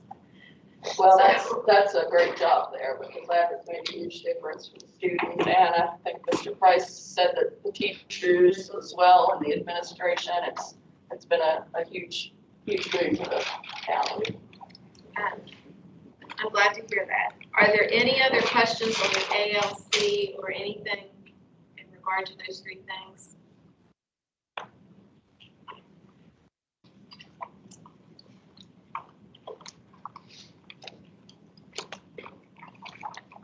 we're being upbeat, well, but that's a positive note, PALC. And what I wanted to do this evening is have some, and we have incentives for students to attend school. And Mr. Price was talking about how he appreciates Miss West. I appreciate Michelle Workman. Michelle, I just can't, and I'm not going to, but Michelle does, and I say this every year, I mean, probably more than one time, but Michelle just does so many things. You know, her title was truancy diversion specialist, but Michelle is a liaison. She works with the parents, she works with the teachers, she attends SAP meetings. There's just so many things that Michelle incorporates in. And and I have preached this for years, you know, I want the kids to come to school. We want the kids to come to school. And somehow in the world today, you know, even what I would call some of our better parents, they really do not think that attending school is really that important. You know, they think that the kids can get it on their own or they already know it or whatever. So, you know, it's a struggle sometimes to get kids to come to school. So we have some incentives at the elementary school. What they do is Michelle and Mr. Price and its students that have missed 5 or less days. And they get a drawing and they get their name put in the hat. And so the drawing has already taken place. It's for the lower grades, 2 for the lower, 2 for the upper. And so the drawing has already taken place. And at the assembly this week, right on Thursday at 1:30, the students, and they know ahead of time that they've won, but they just haven't seen the bikes. And Michelle is able, of course, knows boys, girls, and the size, how tiny they are, how large they are. So she picks out accordingly, and then I order. And I can't tell you the number of times I pushed those down the hall today that somebody said, get on and ride it. And now I thought maybe the last 2 I might be able to, but now the first 2, that'd be kind of a stretch. And then I have to tell another little story. Mr. Payne had brought the bicycles over, and it was after I had already gone home, so he put them out in the hall. Well, the next day, you know, Joe helps me bring them in. There's a bag sitting there. So I bring the bag and I sit in my office. And of course, I'm thinking the bag's the helmets, because we coordinate helmets to match, you know, just exactly like they should match. And so I was going to attach the helmets so you all could see them. I opened that bag up. It is garbage. I know. And of course, then I just kind of freak. And I thought, if this is garbage, I wonder where the helmets are. Because I was afraid. But they didn't bring the helmets. And I don't know how in the world I picked up it. But it's been sitting there as long as I have the bikes. And then so we do the bikes for the elementary. And then at the high school, we do the tablets. They're called Fire HD 8 tablet. And they're the latest release. And again, we do for the junior high and the high school. And that's just an incentive to hopefully that the kids, you know, want, like Ms. West was talking about, the drawing for the $25, you know, just something, you know, that maybe would prompt somebody to, you know. I think it's great that we're finding all these positive things to do for the kids. And in your packet, I put the attendance report, and that was for the 6th month. And these are very trying times, as everybody knows. You know, there's so many variables right now. But with and I can't even say if there's a reason for this. You know, lots of times you can look at your data and you can come up with something intelligent to say. I really cannot come up with anything intelligent to say about this. I just do know, and why I don't, but I do know that the 6th-month report, our attendance at the elementary school was 92.95. The 5th month was 89.5. So it has increased. It is better. And then the 6th month for the high school was 91.79. And the month before, at the end of the 5th month, it was 88.91. So hopefully, and before COVID, our attendance would be 93, 94. You know, Shelley always wants us to make 95, which that's, you know, that is very, I know. nag, but we always strive, always strive. Does anybody have any questions about the attendance or the incentives?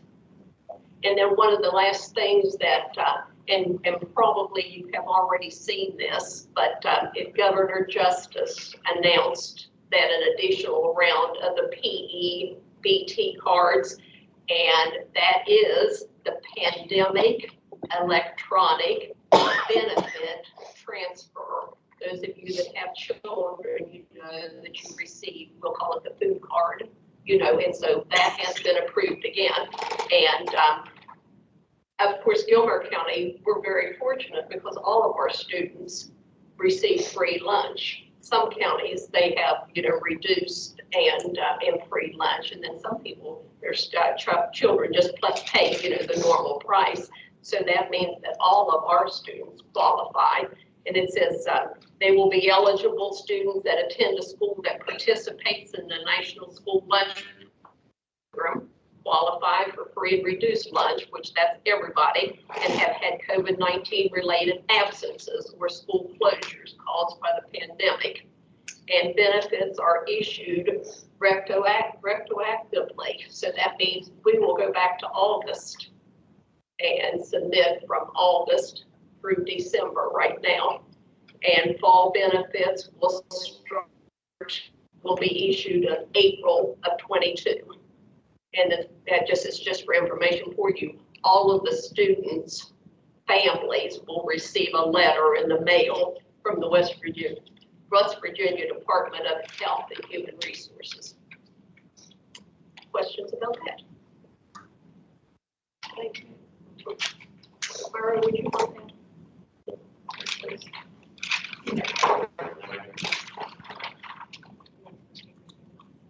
Well, I guess you're last but not least. With Calhoun Career Center, we had a meeting, and I attended the fair that they had when they had the vendors in for the students to meet the vendors. And I don't know, I would think this would be a great thing for any of you to attend if you have an opportunity. There was vendors, for example, they had the Marines, the National Guard, the Navy, Mountaineer Challenge Academy, Borders Construction, which is a local construction company, Lane Construction, which is a pipeline construction company, Workforce West Virginia, Job Corps, Waco, Ridge Valley, Linville University, Pierpont, Jackson Technical Center, and on, all these different vendors for the kids to go. And they could talk to the Marine recruiter about going into the Marines. They could talk to Linville State University about going to Linville State.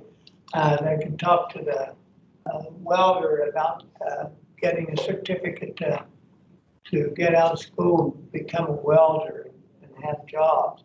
And I don't know, many times we overlook some of the best things that's right here beside us.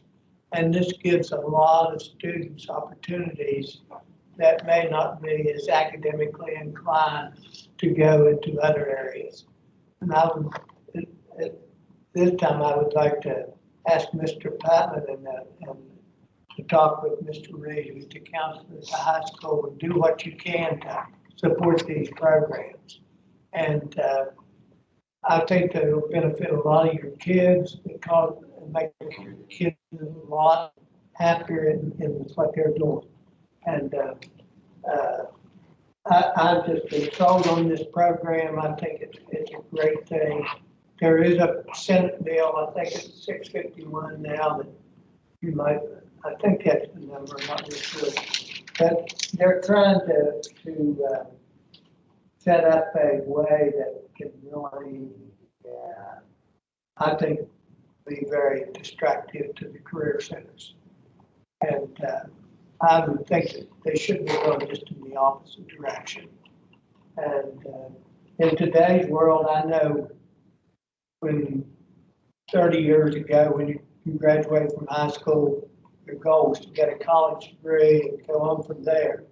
there wasn't even when I went to school, there wasn't even, in Glenville High School, there wasn't even a lag program. And to see what we've got today with that, and a good example of how I feel about it is, I think if I was a military leader, which I've been in the military, a military sergeant, and I was recruiting kids, and I wanted to get a good one, one of the first things I would look at is have they been in 4-H, and they had a leadership position in that area. You get those people, you're going to get leaders. So, and FFA and the Career Center, and that's the kind of thing, the jobs out there available that I think our society is heading in that direction today, more so than before. So, Mr. Putnam, I'd say do what you can to help the Career Center and talk to Mr. Reed too, because they do a lot with him. He has a lot to do with it. So the fair they had was good. Like I said, I went down and attended that, and it was well received. And the local vendors here was good to take time and go down there and do that. And that's about it that I have for the Career Center. We'll go on to new business now. Does anybody else have anything that they want to say under the discussion areas that we've been through? If not, we'll go on to new business. And the review of policy 1030. Anybody have any comments on policy 1030? Well, as you know, in the conference that we attended virtually last week, they recommended that all boards set policies on how board meetings can be attended. And that was basically for the board members, which we have a policy that states it can be phone or I guess video, but I didn't see anything in it that addressed executive session. And they brought that up in the conference that, you know, executive session, because it is executive session, are we going to allow board members to participate through phone or other options because that can't be controlled? And I think that's something we need to think about. Okay, I listened to the same training that Hillary did just recently. We had a training from the West Virginia School Board Association. There is no way that you can have an executive session remotely. Because if I'm on there remotely, my family members or somebody else might be there, and you know, it just can't be done. So if you have an executive session, I think it has to be an in-person session. I would personally not attend a remote executive session. I just wouldn't do it. I just don't think that I don't know that we may not have a policy, but I see it as common sense that based on the state code, it has to be confidential. And that's not confidential. Well, and that's why they recommended we do a policy, because if you're faced with it, then. Yeah, and I think that's something that our board and the superintendent needs to work on, maybe a policy, to put something in our policy, or to develop a policy about executive sessions and how they're to be handled. Of course, they said if you have a policy in place, then you don't jump up to that legal later. Yeah, I think there's counties that actually address, I said there are counties that actually address it in their policy. So we may need to put it up for revision. We can do that. But the board meeting policy that we are looking at now is 1030. It doesn't say anything about the executive session being recorded or anything like that. So I don't think this policy needs totally redone with a section about executive session to do a different policy with executive session. Now, I don't know what would be the preference? Well, and then of course, there's the bill, and it's in the legislature now, that if it passes, it could require all board meetings to be broadcast via, I don't know, Zoom, or I don't know what they're, but basically that we would have to visually broadcast all board meetings. Right, broadcast or do remotely. I understand that, and I have no problem with that. I would broadcasting them, but not executive session. Executive sessions are not. I think we'll have to probably, since it's a policy, we'll have to put it up for public comment too. But adding a subsection about executive session isn't, I mean, I think that would be pretty easy to do.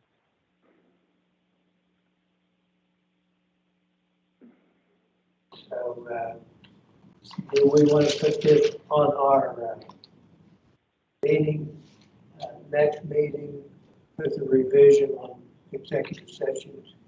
Can you do that? So you're making a motion that we bring back to I'm you. just discussing that. Okay, but I mean, that would be your motion, right? That we bring back to you a revised policy 1030 for your review and the place on review. Yes, and as far as I'm concerned, this policy is fine, except The executive session.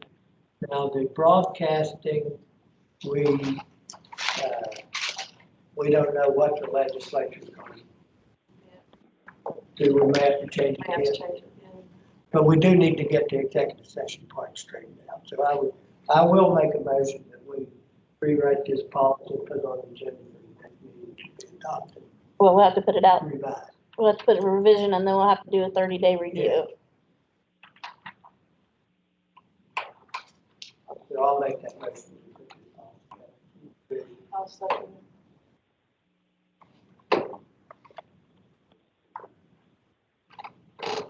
All in favor? Aye. Motion carried. Okay. Camera use. Discussion on camera use.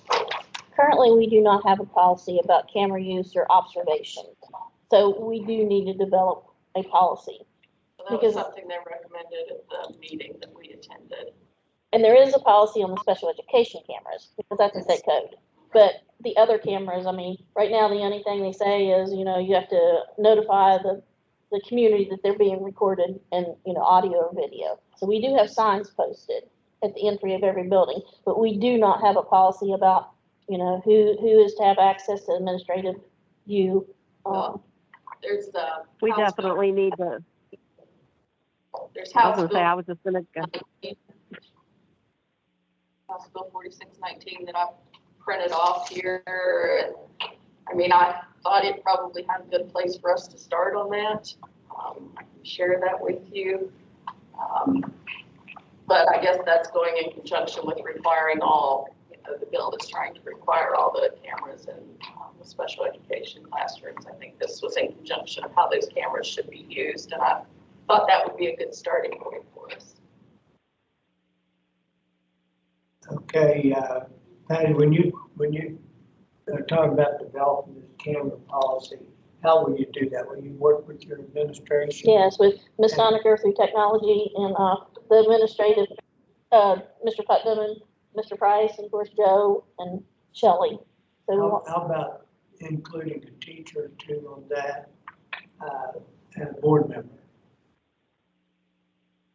well, I don't know if you could, well, In other words, I think we should, if we're putting up cameras in every teacher's room, we should give them input on how they think it should be done. Should it be done to every teacher? Should it be done to some of the teachers?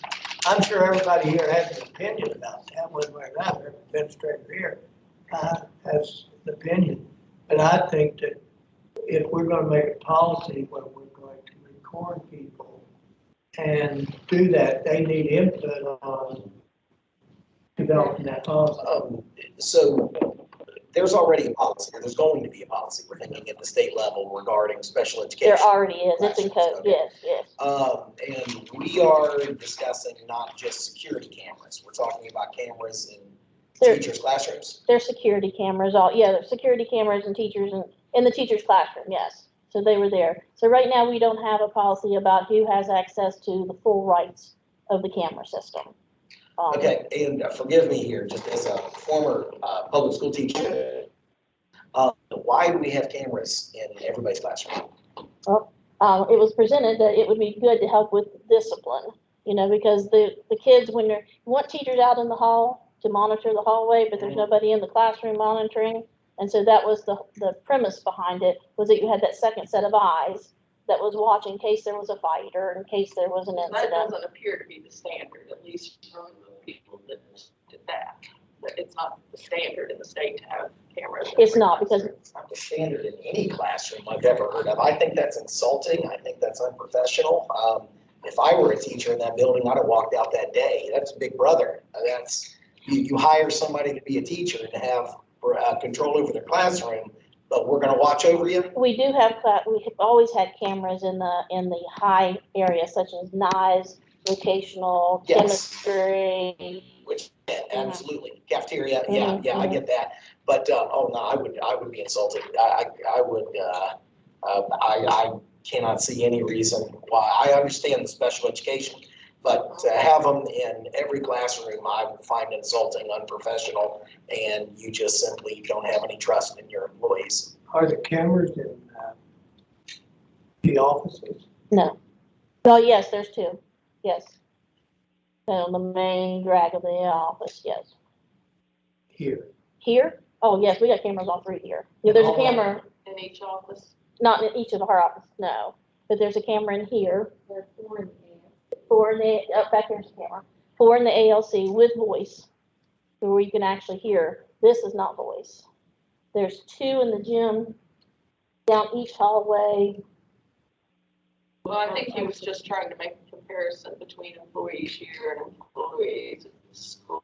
They were being treated the same or differently. Yes, and what you're saying is they're in some places here and some places they're not, right? They're in every office here, No, not every office, just where there's children that could be like in ALC. ALC, the gym. And here here. because you have the board meetings. Well, we also had like Little Pioneers in here wrestling and different stuff. They're not in the office, like when you come in and leave the office. You can see, yes, you can see it's on the outside and on the parking lots. Perimeter. Yeah, but they're not inside the office. No.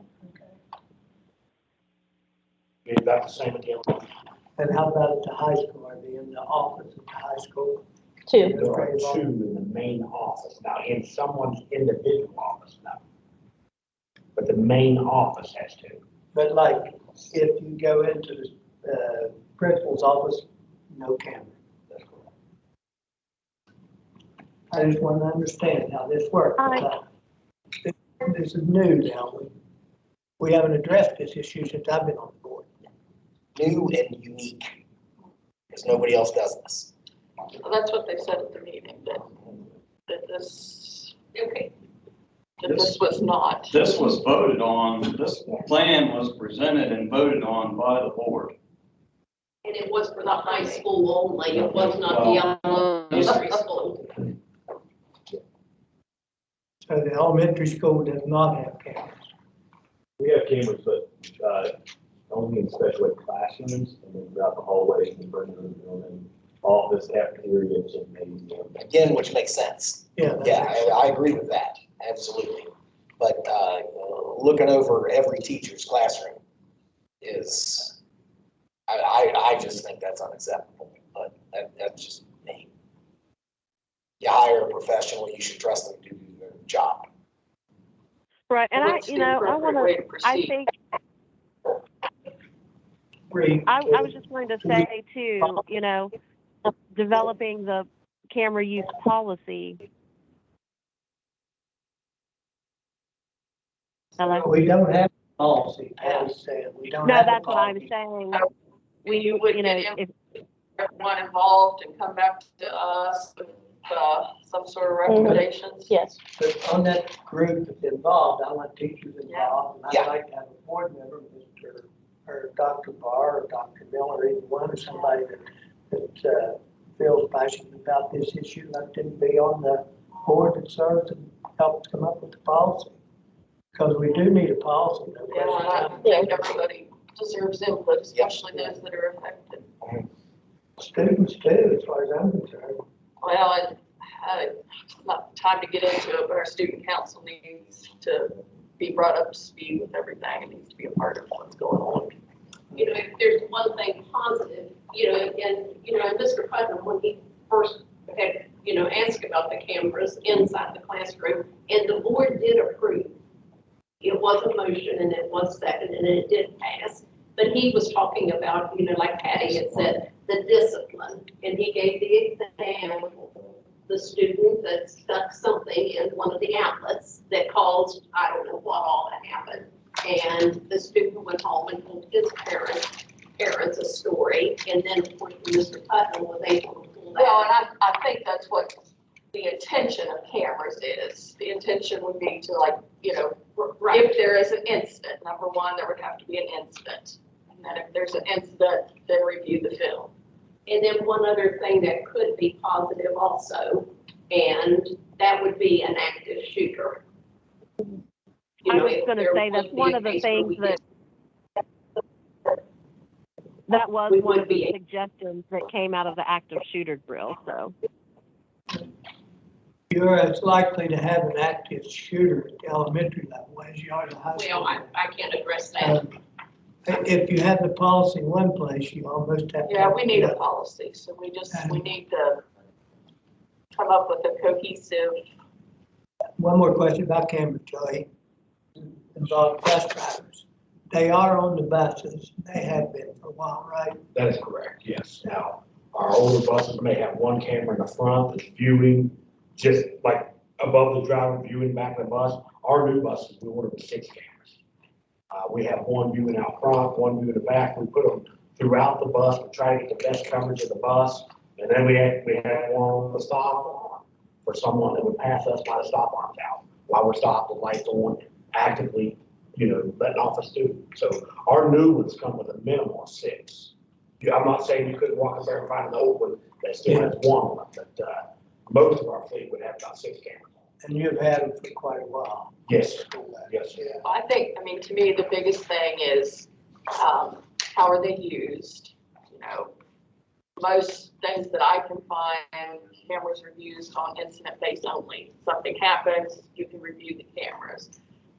Who can see them, how long the records are kept, anything else? I've also heard a couple incidences of call from the office saying, Johnny in the back doesn't have his mask on, or an area in the back is talking. So that should go under use of the camera. You can't just sit and watch it all day. You would have to. You gotta let the teacher do their It job. would be incident. Yeah. So you would have to have an incident to review. and the special ed cameras are completely different.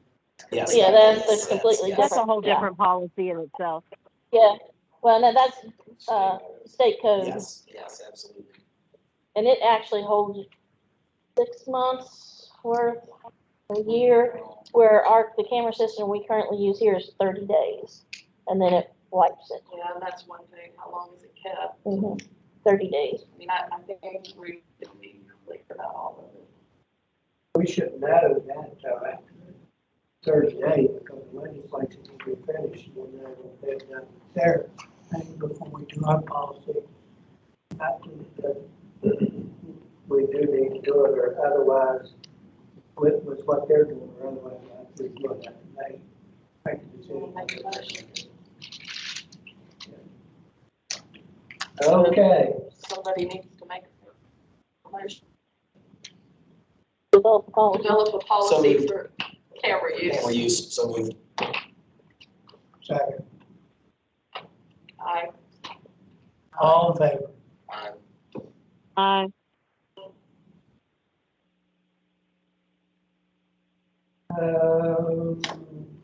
Okay, we're down to the old business, superintendent evaluation contract. Mr. Manny, that was tabled, so somebody needs to make a motion to bring it off the table. So moved. Second. All in favor? Aye. Okay. Do we want to go into executive session or do we want to just? I make a motion to go into executive session, because we still have to provide that document.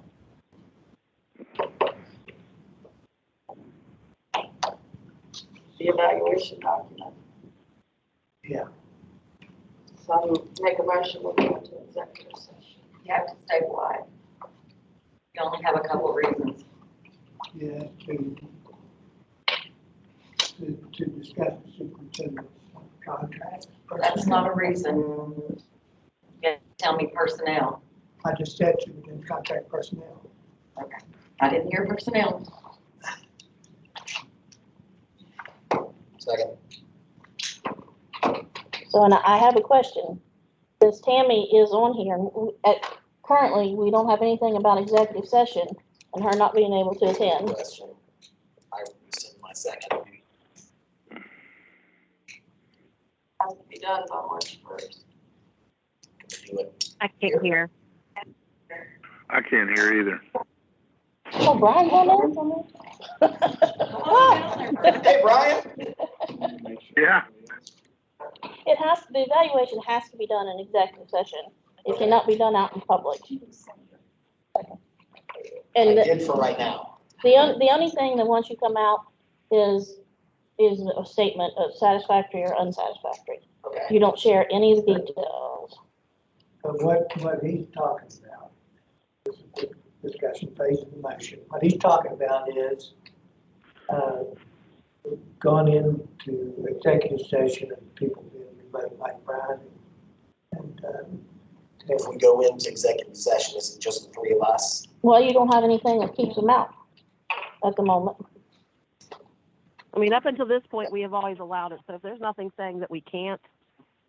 I can tell you, I've gone into executive session remotely. I think that's against state code. So we didn't solve the problem here, or it goes on from.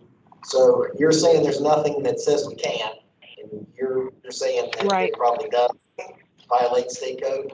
I'd say, you cannot, executive session, confidential, anything discussed in executive session is confidential. It's not. But up until this point, I will say, echoing, that the executive session has been allowed through. Right. What's the, In other words, because then we can continue to So should we go into executive session? Should we? I don't know why that's echoing.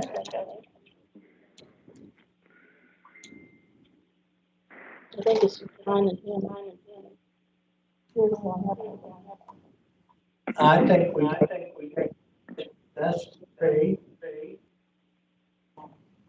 or Not at all. You say we have to discuss which of these executives? personnel.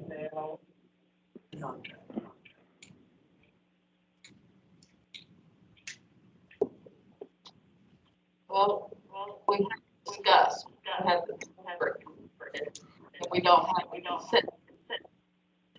So. Well, then, broken. what I think we need to do is entertain the motion, superintendent, session. We can go into session. I couldn't hear what the motion was. I couldn't hear that at all. With my consent. I'm sorry? There's a bad echo. Got their volume up.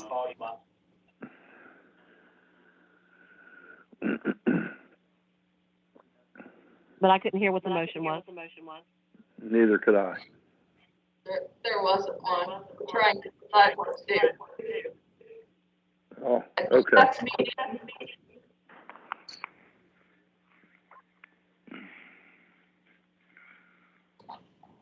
So the issue is,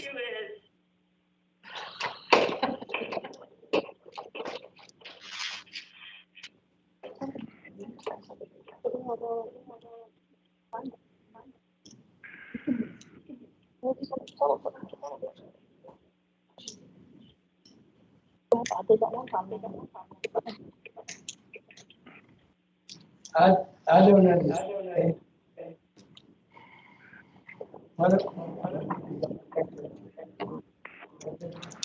I don't understand why, make decisions now, they discussed all the the superintendent don't have to, that.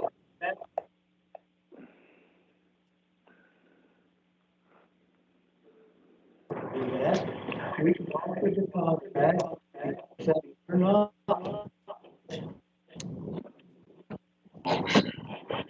As of right now, I can't understand anything that's being said.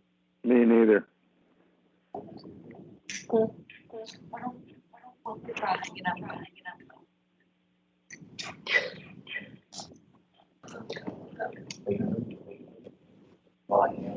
Tom, would it be any better if they were? It's almost line. like there's more than one line open, is what it sounds like. Because everything's echoing. Brian is on a thin line. I'm sorry?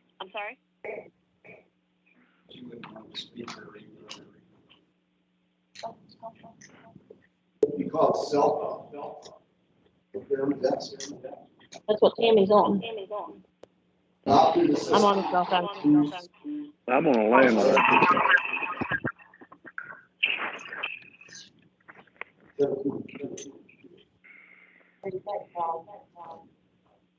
Well, I know, it's.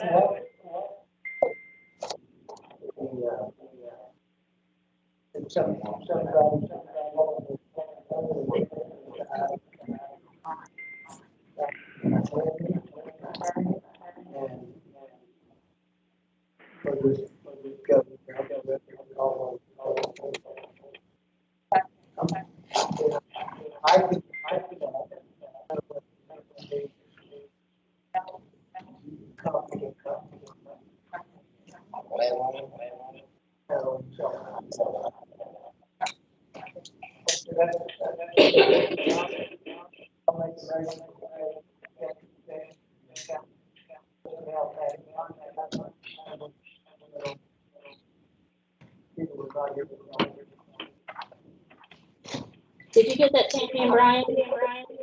No, I didn't get it. No, I can't hear anything. I'll call you. That'd be great. You gotta call me at home. All right. 573. I ran over my brand new phone this evening at work. Jason, can you call Tammy? I can.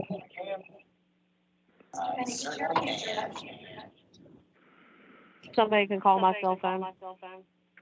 I just Jason, make a motion to go into executive session on the cell phone to you, Tammy and Brian. Okay. Okay. Second and I. Aye.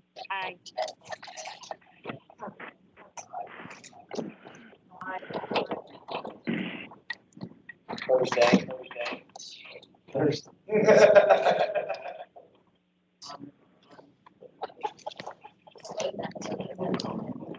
Hey, Brian, you need to hang up because they're gonna call you. I'm gonna hang up.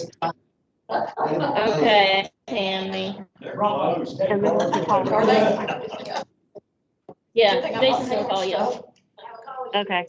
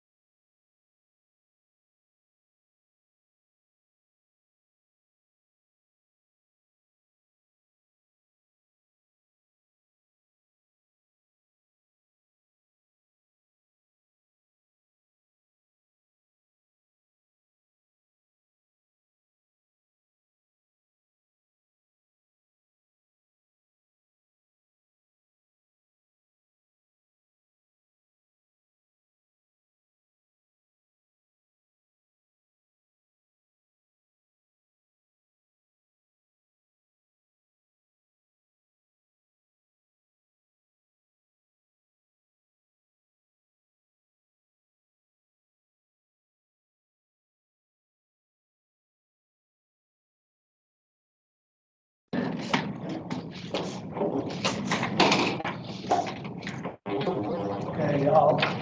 You wanna wait? Entertain a motion to come out of the executive session. Mr. Minnie, Tammy nor Brian's back on yet. Oh, there's Tammy.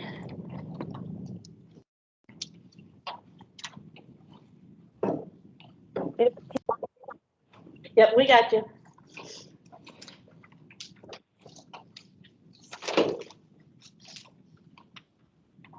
Brian's coming back.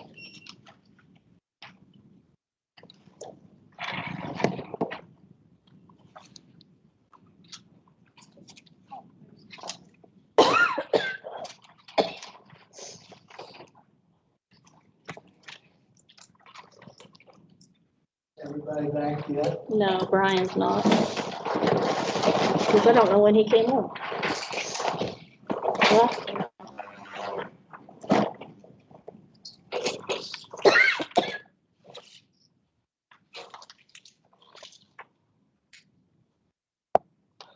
My phone was going dead, so. He's coming back now.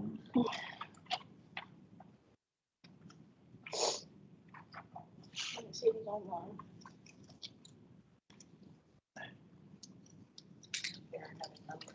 I don't think Brian was intending on coming back. Patty. I don't know. He didn't. Get quorum, though, right? Yeah. Okay, we'll come out, do I have a motion to come out of executive session? So moved. Okay, second, Second. all right, all in favor? All right. Aye. In executive session, we discussed the superintendent's contract. It's been declared that she's satisfactory. We're going to extend her contract for one more year at the same salary that she had this year. And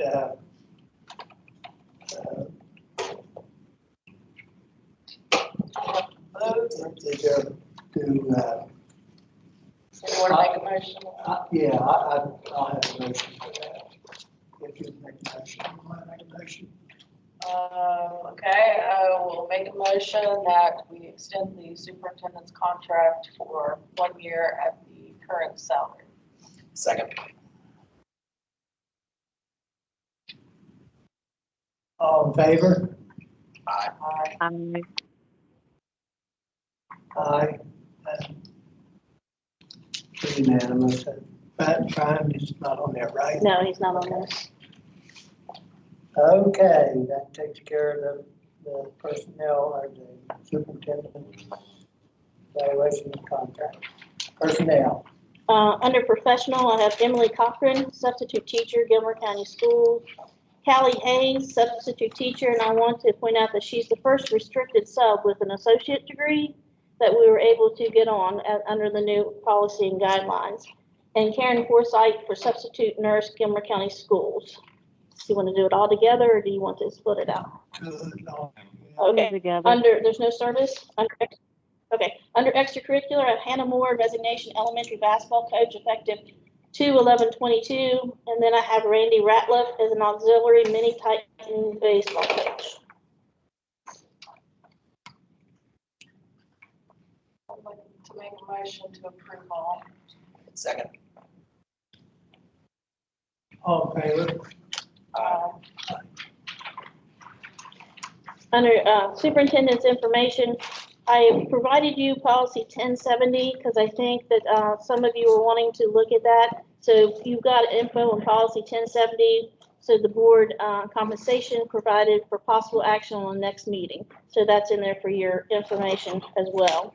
And then also it was requested GPA and SAT scores correlation. And you'll see that Mr. Reed has spent some time working on it, and he did redact all of the names, and they are scrambled, so they're not in alphabetical order. And you can see the latest SAT score compared to the GPA. And he also provided you with the digital commons, which was a study of correlation between grade point average that you had asked for. Patty, that superintendent policy, 1070 that you were talking about, that's the one I said that needs to be getting their positive. It's one- No, this is the one about compensation of board members. Because our policy says shall, and correct me if I'm wrong, Clay, but code says may, correct? So there's a disconnect there. So that's something for you to go through and look at. And if you wish for it to be put on the next board agenda, then let us know. Okay, I see. The deal with that one was that I didn't want to accept a salary, but because it says shall, they said I have to accept a salary. And so I would like to have that choice. So if we can change shall to may, then it will be in accordance with the other stuff, but But it's still